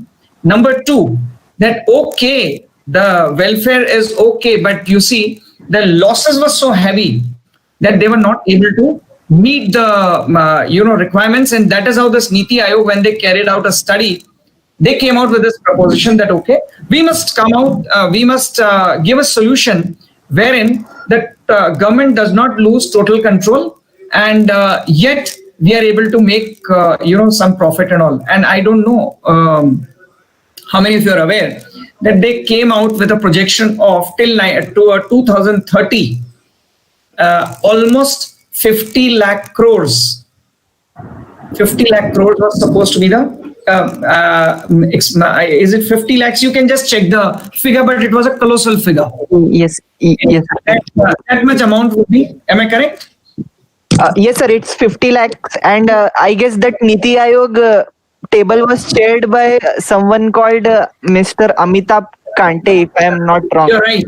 The, who's the head of the Niti, this thing, he had shared that. So when this when this big amount came, then they realized that, it will not be possible, even if the government pays and takes on the responsibility, where will the money come from? So that is when they decided, okay, let's try and share this thing. And as somebody was, I think this point had come about the profit, rent, where I'm very happy that you have given a thought to it. Private players coming in. Somebody gave the example of UK also, but in UK probably the experiment failed because the reasons were something different. They gave tracks to somebody else, bogies to somebody else, and somebody else to operate. So it failed. But with this kind of a proposition by Niti, what they're saying that you divide it into zones and give the entire zone to these people to operate. And they will not be operating on the government land or on the taxpayers, this thing. Actually speaking, they are supposed to pay a kind of a rent for utilizing the thing. Number two is they're also supposed to share profit with the government. So the government thought that probably, this Niti Aayog people, they thought that this way government will be able to make up the losses, because ever since railways were taken over, or even before that also, we have been going, railways have been going in losses. And somebody had rightly brought out here that we are, it is not from the passenger trains, but from the freight that we make, the railways make more profits. However, there are two main factors. You must have seen that when private people are brought in and when the government agencies work, in government agencies, generally we have seen that everybody wants to get a government job, but nobody, is happy with the government services except one. Can you tell me? Yeah, Deva, since you all are Fauji aspirants, you must tell me. Ladies and gentlemen, there is only one agency which you say is a government agency and which never fails. What is it? Which is that agency? Defense. You're right. Right. Be it external aggression, internal disorder, or a small prince stuck inside the tube well. All right. You call the armed forces, and armed forces always say the things right. But there are reasons for that, because we do not accept anything, indiscipline. Whereas you find that in government jobs, probably people have come with that idea that mera kya kar lega. So that mera kya kar lega wala attitude has brought in this. And whereas those of you who are working in the civil sector, you will realize that out there, you are not pardoned. They may probably give you a month's extra salary and hand over a pink slip that thank you very much. You may, from tomorrow onwards, you need not come. You have worked enough.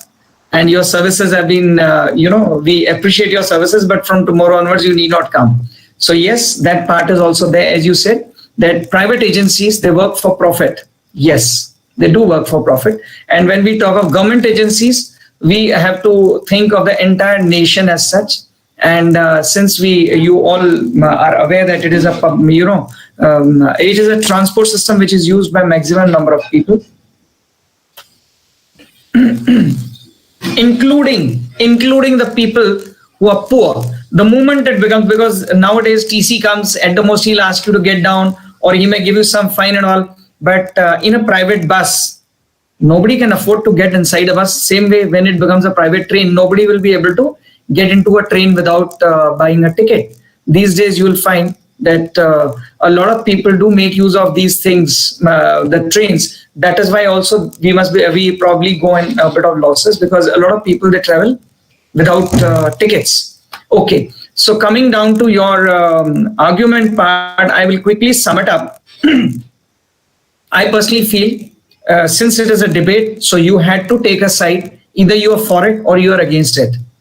But my personal opinion is, though I personally feel that, you see, initially when the what we can say our forefathers or the people who formed this at the time of independence, whatever decisions they took, they were taken after a lot of thought being put in, like defense, then railways, and these kind of things. They were taken over by the government, and so a lot of other areas where, you know, these players from the private area were also allowed to pitch in.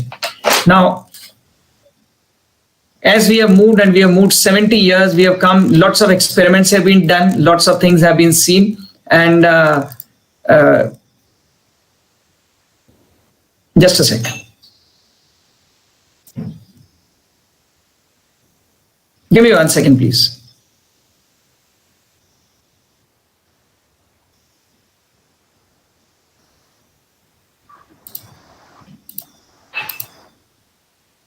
You want something? No. Yeah. So after a lot of experimentations and a lot of things which we have seen, taking into consideration all the arguments, a happy mix would be private players as well as government, both pitching in, because without the support of government, these private players may also not be able to, operate freely and effectively. And somebody had brought up the point of, foreign players coming in. Yes, there I also feel, this is a very personal opinion. Like this time also, when they wanted the private players to come in, when they wanted to give about 5%, between 5 to 10% of privatization of these railways to take place, at that time, 20 companies came forward. A lot of them were Indian, but there were some foreign companies also. So rather than, if a foreign, I have got my little reservations about allowing the foreign companies to come in, but then Indian companies, if they are able to deliver the quality, we must give, even if it is a little costly, we should give it to the Indian companies. As after Galwan conflict, with this thing, standoff, or what we had with the Chinese, some contracts given to the Chinese companies have been called off. So yes, in privatization, that one factor, if we take care of, that we do not allow outside players and we allow our own companies, because you see, they will be doing here, operating here, and all the profit will be going off. But if we have players from here, they make profit in the form of taxes they pay us, in the form of profit sharing they share with the government, and in the form of providing rent, whether for power or for use of tracks and all.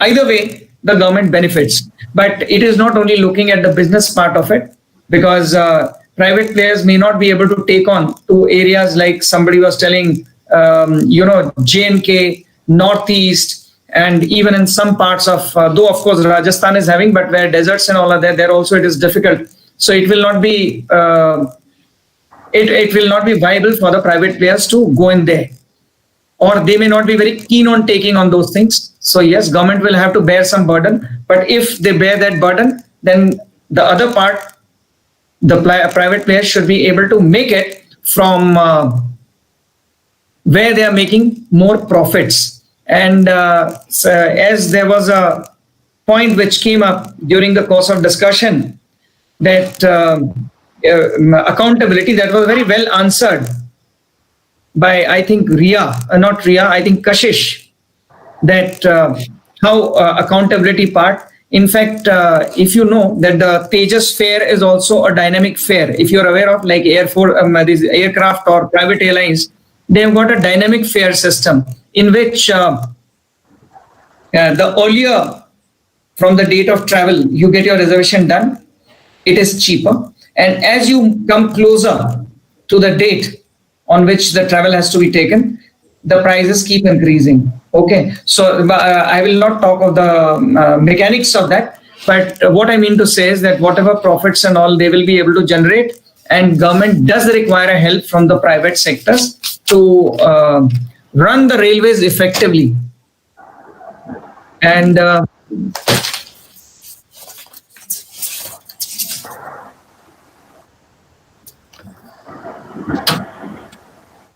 talking about well, that is purely my personal opinion. Talking about your participation, I would like to conclude with this: that each participant had participated very actively, and I was rather happy, though at the cost of repetition. I would like to say that if you continue to maintain this same zeal, zest, and your attitude, I'm sure, since most of you are aspiring to join the armed forces, you're the right kind of material. Because in armed forces, we also require these couple of things. Number one is that you should be very observant. Number two is you should be able to, it is only like very aptly, I think you people have named it as tug of words. And I could feel it that while you were having it, it was in a very sporting way. And the level of maturity which I could see in every participant, it was commendable. So I would like to commend each one of you. We have gone through the entire process. Even those who did not participate must have been benefited by this discussion or this debate of yours, which came out with so many points, both for as well as against, of privatization. Because when we talk of privatization, railways is one part, but privatization is a process in itself. And some of you who are already working in the private companies, especially during the pandemic, you must have seen the darker side. And maybe you might not be very much for that, because private companies, they do not bother that much. They only look at the profit part. But as of now, that is the only antidote to bail out. We are already in a process of recession, and we do need the help of private players. I would rather put it other way around, that people like Tatas, in fact, I would not like to point fingers to say that they are not doing anything good, but Tatas and Ambanis and all, I think they have brought about revolution in the sector or in the field of economy. And I think I would rather say that the contribution that they have done towards handling this pandemic has been magnanimous and generous. And I'm sure that even if we get a happy mix of private as well as public sector cooperation coming in the field of railways, the largest network, I'm sure very soon we will be able to lift it to the next level. It may not be the bullet train per se, but yes, whatever trains which are there, like Rajdhanis, Garib Nawaz, and other facilities and all that. I remember, I think Aishwarya made that beautiful statement, which is applicable, and I had noted this down. Convenience over luxury. Very important statement, ladies and gentlemen. And yes, government should keep that factor in mind, that it should not happen that only the private players, they take on the entire cake, but we share it with the common man, where convenience definitely takes over the luxury part. And somewhere like in the armed forces, if we are able to, bring about the discipline in the public sector also, because I remember none of you would have been probably there during the time of emergency. Emergency is seen as a dark spot in the history of India, but there was a bright part of it which I would like to share with you, and that was a public sector undertaking, or the public sector was able to show that they can also work with efficiency, because no train would run late. Trains were there dot in time. Like you see these locals of Mumbai, people who are from Mumbai, they know that you always take 3:04 wali, 3:13 wali local pakadni hai. So same way the trains used to run very efficiently. It is not that public sectors can't operate that efficiently. It is a matter of only making some regulations and to ensure that they are implemented effectively. Okay, but you people, since you all aspire to join the armed forces, I'm sure you will not find that problem, because in army, everything works with full precision. Even a small thing, whether it is organizing, a langar, food in the langar, or it is taking care or maintaining of your vehicles, or it is reaching somewhere in time, I think you'll find it perfectly in order. So, boys and girls, ladies and gentlemen, thank you very much. You had been amazing, and I would only like to wish you all the best in the times to come. Your dreams will come true. As a parting, I should say, there are these lines which I remembered from my class 5th. They say, one of our English teacher always used to make us recite those. And if you follow those, I'm sure wherever you go and whichever organization, whether railways or anywhere, private or public, it will always do well if every individual moves forward with the sentiment that I will just tell you. It says, heights attained by great men, and of course women. Heights attained by great men and women were not attained by a sudden flight, but they, when their companions slept, were toiling upwards in the night. So, ladies and gentlemen, thank you very much. Good luck, Godspeed, and Jai Hind. Thank you, sir. Thank you for your thoughtful insight, sir.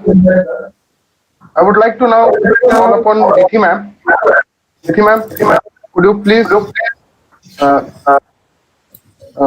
share your thoughts on the topic? Firstly, I would like to thank Kulkarni sir. So thank you so much, and it was so enlightening to hear your words, and the last lines were, they just make you run through that entire journey of the of a soldier in the army, and definitely the insight into the topic. We are really humbled for your presence, and I'm thankful to Tug of Words to have given me this opportunity. After whatever sir has added, I have nothing much to share, because you never have any points after that.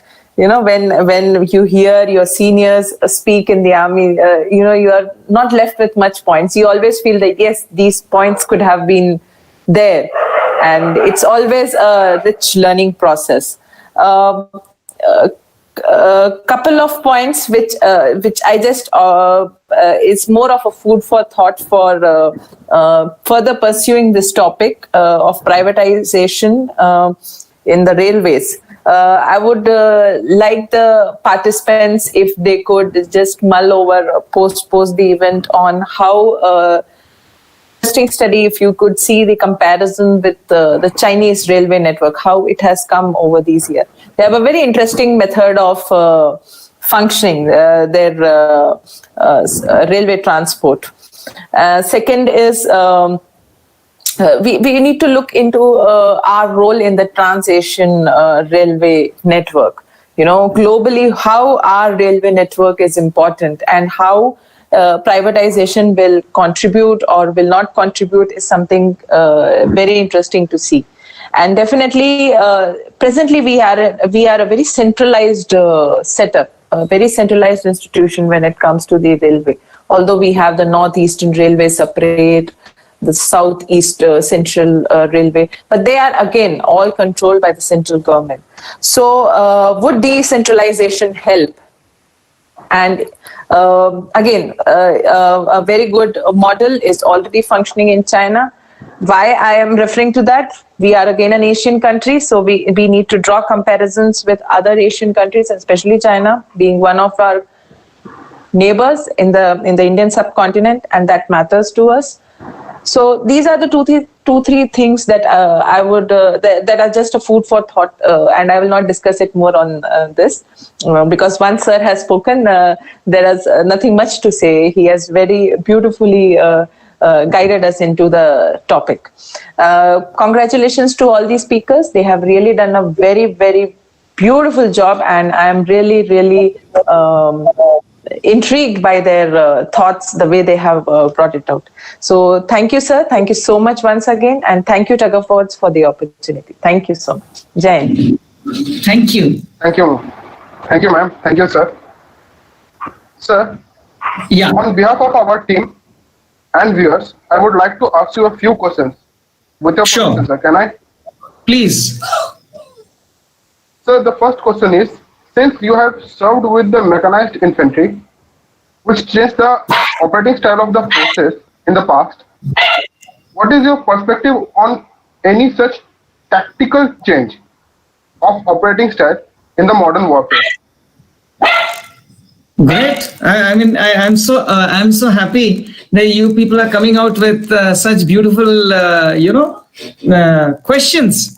In fact, you all have heard about, I think, latest, the idea that's going on is about the theater commands, which I'm sure if you people are preparing for your SSBs and all, do keep and do read something about that, because you see, during World War II, people used to have the, the officers or the senior officers, they always had their Air Force, their Navy, their Army, the headquarters were together, what we call as jointmanship or the joint operations. I being from the Mechanized Infantry, we have always operated in that way because, you see, when we go in any operation, be it Sri Lanka operations or in Kashmir or wherever it is, or especially our operational area was deserts, and being amphibious, the small waterborne operations also. But let me tell you, in our operations normally, say suppose when we are moving on land, then it will be an armored commander who would be the main one, because there has to be only one commander.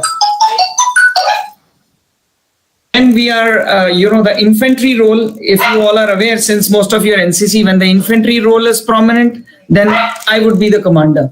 And now extending it a little more, people have realized that since the Indian peninsula has got a very great coastline, and there is always, a problem of, how to pool in the resources.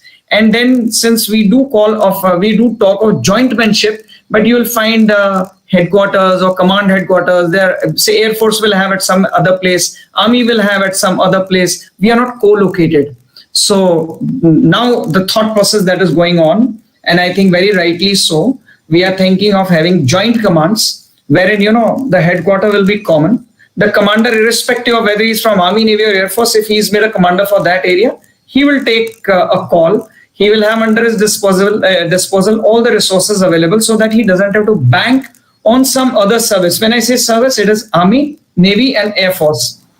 Okay, right now, since we've got limited resources, we pull in from all the areas, the demands, the requirements, then we work out, thrash out, and then, the entire process takes time, because we cannot separately allocate resources. But with this new idea of theater command, which is in the process, and I'm sure very soon it will be in effect. So I think that is something new, because now the warfare is more of technical warfare. That is one more thing, that technology is playing a very major role. In fact, you will be surprised that Navy and Air Force has already started taking engineers. NDA is also thinking on the lines of, everybody who's coming to NDA right now, Air Force and Navy will be getting engineering degree. Army is thinking of, very soon converting, because we do training for 3 years, and then they are looking for merging the 4th year somewhere in CME or MOU, so that, everyone passing out from NDA can also be an engineer. As such, the level of mathematics for NDA is of 12th CBSE level. So technology is one very important thing. Number 2 is the speed of operations that's going to be in the future wars. So it will require, technology will play a very big role.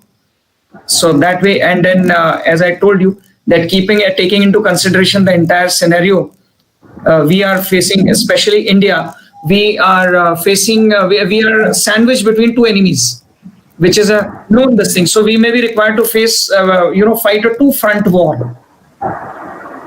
On one side Pakistan, on another side, China.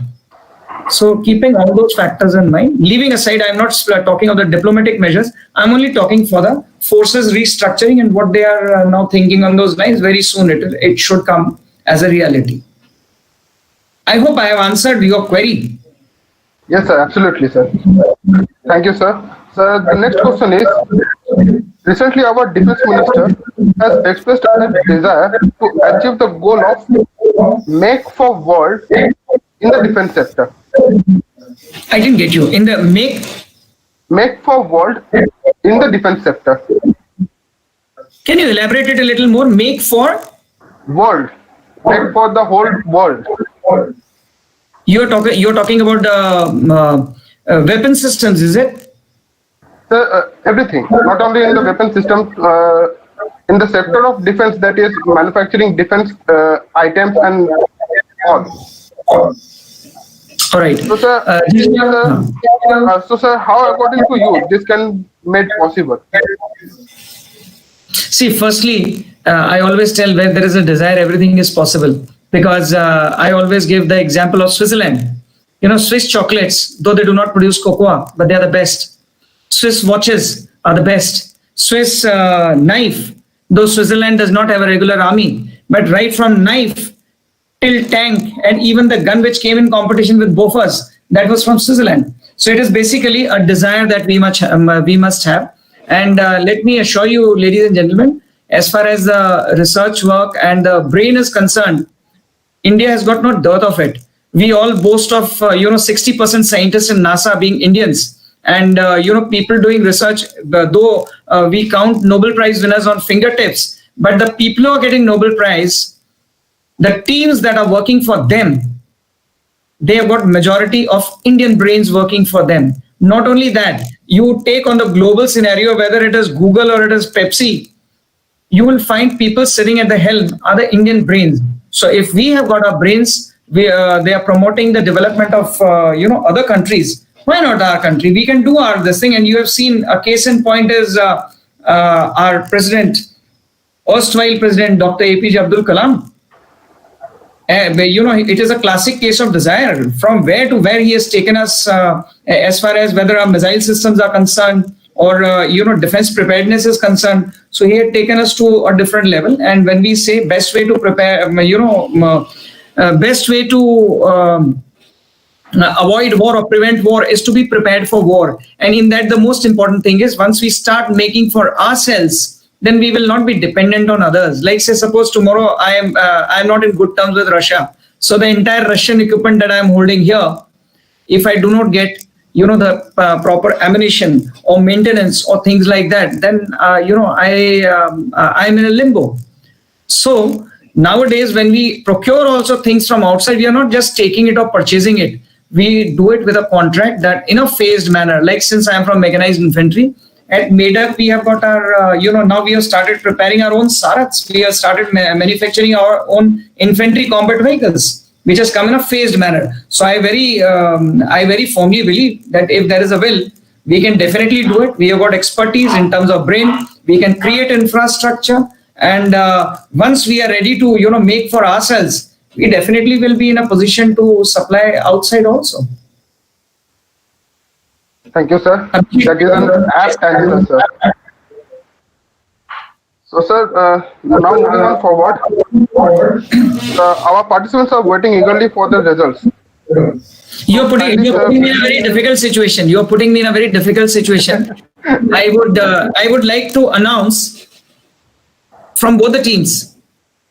Okay, yes, one whom I identified or I felt that yes, and as I told you, ladies and gentlemen, because I have to give, कि भाई यहाँ किसी को देना है, that is why the others are bad. No, it is not like this. Okay, it is something like the young man just your name is Jagpreet, right? Jagpreet or Jaspreet? Sir, it's Japjeet. Japjeet. Okay, Japjeet, you see, in all forums, I have served with the Khalsas for a very long time, almost 25 years. So I am also more of a Khalsa like you. And I feel very happy when I see a Khalsa. Okay? And keep that smile up.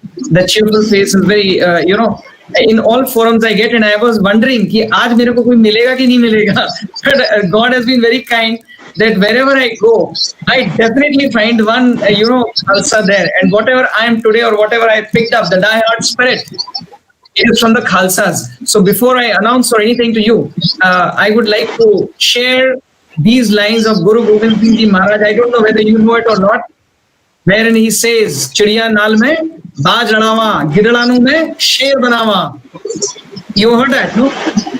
Yes, sir. I have heard that. You be able to tell them? You be able to share with them? Sir, it's like चिड़िया नाल में बाज लड़ावा, गिदरा तो मैं शेर बनावा, सवा लख नाल इक लड़ावा, तवे गोविंद सिंह नाम कहावा. Very nice. It means So, like, boys and girls, ladies and gentlemen, Guru Gobind Singh Ji Maharaj was a great poet, and he is my all-time favorite also, because in 2 lines, the kind of, his Vade Shiva Varmohe He. I will not recite and take more of your time, but let me tell you that every line of his is so motivating, and I thought I must share with you, because whether you lose or you win, it is not losing and winning, but how you fought is more important. We had been talking of privates, we had been talking of profits, we had been talking in, operational ratio, what railways call it, in the public sector, this thing. But in army, you must keep at the back of your mind. In fact, somebody is asking me, कि बोले साहब ये आपके फौज के अंदर तो only input है, output है ही नहीं. Profit नाम की कोई चीज ही नहीं है. The only non-profit making industry. I told him, I said, yes, you are right. But you see, if this industry was not there, then probably all the industries that are functioning here in your country would not be able to operate and function. In fact, if you know the name of Major Shaitan Singh, his company was pitched against almost 2,000, the enemy when they attacked them. पर ऐसा नहीं कि वो छोड़ के भागा. So ladies and gentlemen, understand one thing. Those of you who have seen that movie Kesari, it is my all-time favorite. मैं हमेशा उसे देखता हूँ. और आपके साथ में क्यों ये किस्से शेयर कर रहा हूँ? He does not run away.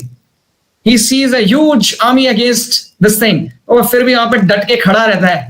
And the way you fight is more important. Remember that. The history remembers you for that. And I'm a fan of that young boy जो दीवार के ऊपर नाम लिखता था, वो operator. In the end, imagine वो बाहर पूरा, he comes out and he fights like a lion. So that is what you must all learn. And since I have to give that thing, I would like to announce there were 2 speakers from, I think,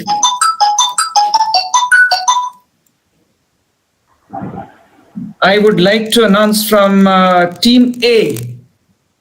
Team A, Kashish Methwani. Kashish Methwani, yeah, I think you are very close. Everybody is very close to you, but just by a little thing, I have rated you as from Team A, the winner. And from Team B, points were good. Everyone was this thing. And since I had to do that bad job, it's always like, my 2 daughters come and they ask me, Dad, whom do you love more? So you put me, I'm in such a situation, I'm pitched in that. But Team B, I found Ria Arolkar. Arolkar, that's correct? Yes, sir. Yes, sir. Yeah. Yeah, Ria, I think, you fought very bravely and supporting your cause. You did not give up. And I was wondering how you're going to justify your this thing. क्योंकि सभी लोग privatization की बातें करते हैं. But you were able to support this thing very well. In fact, just before we leave, I would share a small incident also with you people. Though capitalism total is also not good. Socialism in total has led to what we see the USSR and all that. So all these things, they've got their pluses and minuses. How they are handled, it depends on that. So I have rated these 2 people in today's debate only, because I'm very sure that people out here, अगला कोई दूसरा दिया आएगा तो they are not going to leave you like this, because शायद इसने पहले खत्म कर दिया, इसलिए on the basis of these points it came like this. Otherwise, in fact, let me see if I can see the names. Abhishek, you have moderated quite well. Debajit, very good. Kashish, एकदम उसने अपना video गायब कर दिया वहां से, but Kashish, yeah. Then Rutvik, I would compliment you. You initiated, and this is a good organization, very well maintained. You have got a wonderful team. Okay, even in your absence, they were able to coordinate with self and with Major Niti, and the way they handled it, I appreciate that, and I appreciate your part, because you did not interfere, though you personally know me so well. Ladies and gentlemen, when Rutvik was in 4th standard, He's my first, student when I conducted these leadership camps. I started leadership camps. He was the first blood, I should say. And I see that he has come up a long way and in a very good way. And I wish you, like what your dream is, you must fulfill it. Tomorrow, we would love to come for your passing out parade also. And you always talk of para commandos. So let's see you come with flying colors as a commando. Then we have Avni. Avni, you are good. Thank you so much, sir. Thank you. Then Riya, I should not speak much क्योंकि आप लोगों को मैंने जो थोड़े margin से आप लोग आगे निकल गए हो ये बता दूंगा. आनंद, आनंद, थैंक यू वेरी मच. आपने मेरी इतनी तारीफ करी कि मुझे खुद अपने आप पे विश्वास नहीं हो रहा अपने कानों के ऊपर. The way you introduced me. Then Anay, you I think you moderated very well. Then Anay was there. Then who's in fact Anand, Anay. Then I can see Atul. Atul, I must say you came out with, as the things were closing, you came out with some very wonderful points, very good points, very good reasonings and all that. And that is what matters because preparation करके हम जब 100 plan prepare करके जाते हैं, दुश्मन हमेशा 101 plan execute करने के लिए हमारे को फोर्स कर देता है. So I could find that in you. And Aishwarya, yeah, like your performance was very good. I like that. It is just very close to all these people. And Jagjit, you see, आपके नाम के अंदर ही सरदार है. So I need not say much about it. Sardar means the leader. Okay, so he's a leader in himself. And I think I have addressed all the participants. Anybody left? Avni, Riya, Aishwarya, Atul. Yes. Then Jasjeet, Kashish, Devajit, and Ganesh. Where is Ganesh? I think he has some connectivity issues, sir, so that's why he couldn't rejoin us. That is why I thought as well. I said Ganesh, I didn't see him much. He only came once after this thing. I thought as well there must be some connectivity problem, but you may convey it to him. Yes, sir, yes, sure. That, yeah, I observed him. He's good.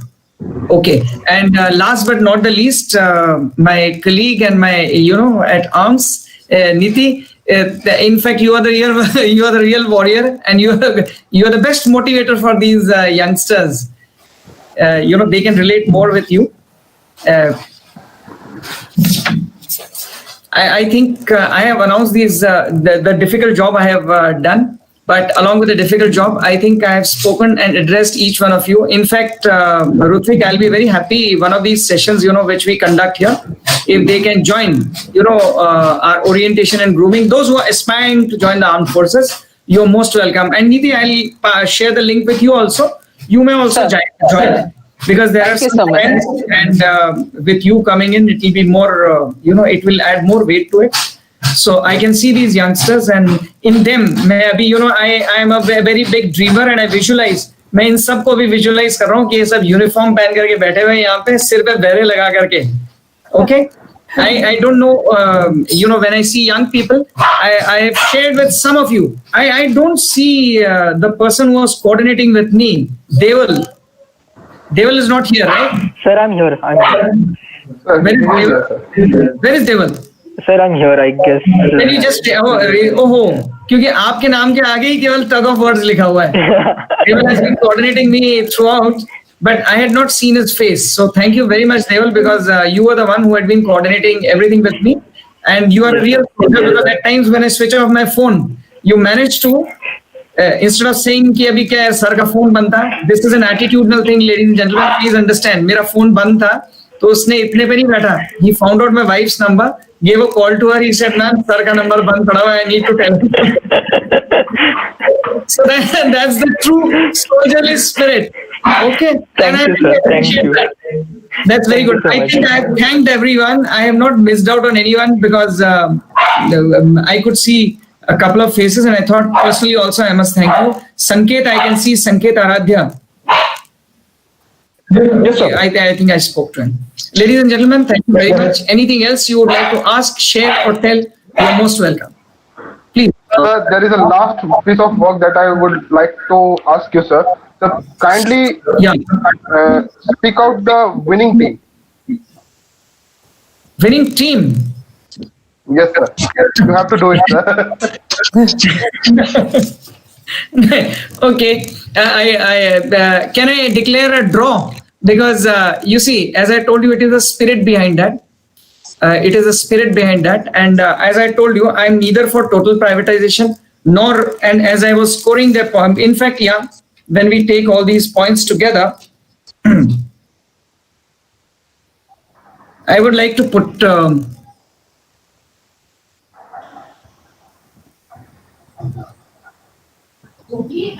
In fact, Team B, when I'm taking the total, they have scored an edge over the Team A.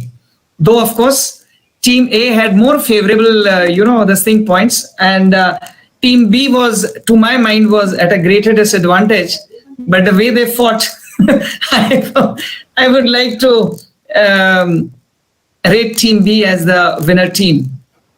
Okay. Thank you, sir. Thanks a lot. I'm not being diplomatic. Please, have a heart. Though Team A is, if I would be asked, my opinion and views would go with Team A. But purely on the basis of the fight that they gave, the reasons that they came out with, and even the difficult thing they were able to bring out, the logic, the reasons and all that, I appreciated that. And that is why Team B, I would rate it as the winner team, based on all the marks of the people also, the participants. Thank you, sir. Thank you. Thanks a lot. Thank you very much, ladies and gentlemen, and hope to see you soon. See you, sir. A hearty congratulations to all the winners. Now, I would like to call back Anand for presenting the vote of thanks. Sure.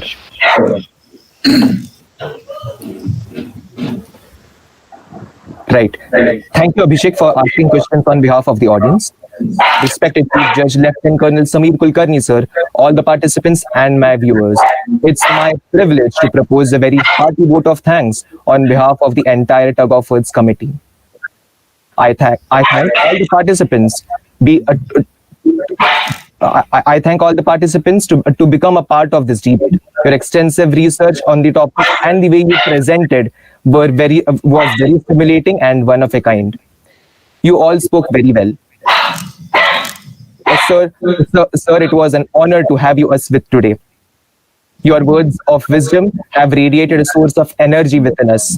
I thank you for your invaluable time to join us and motivate us with your kind words.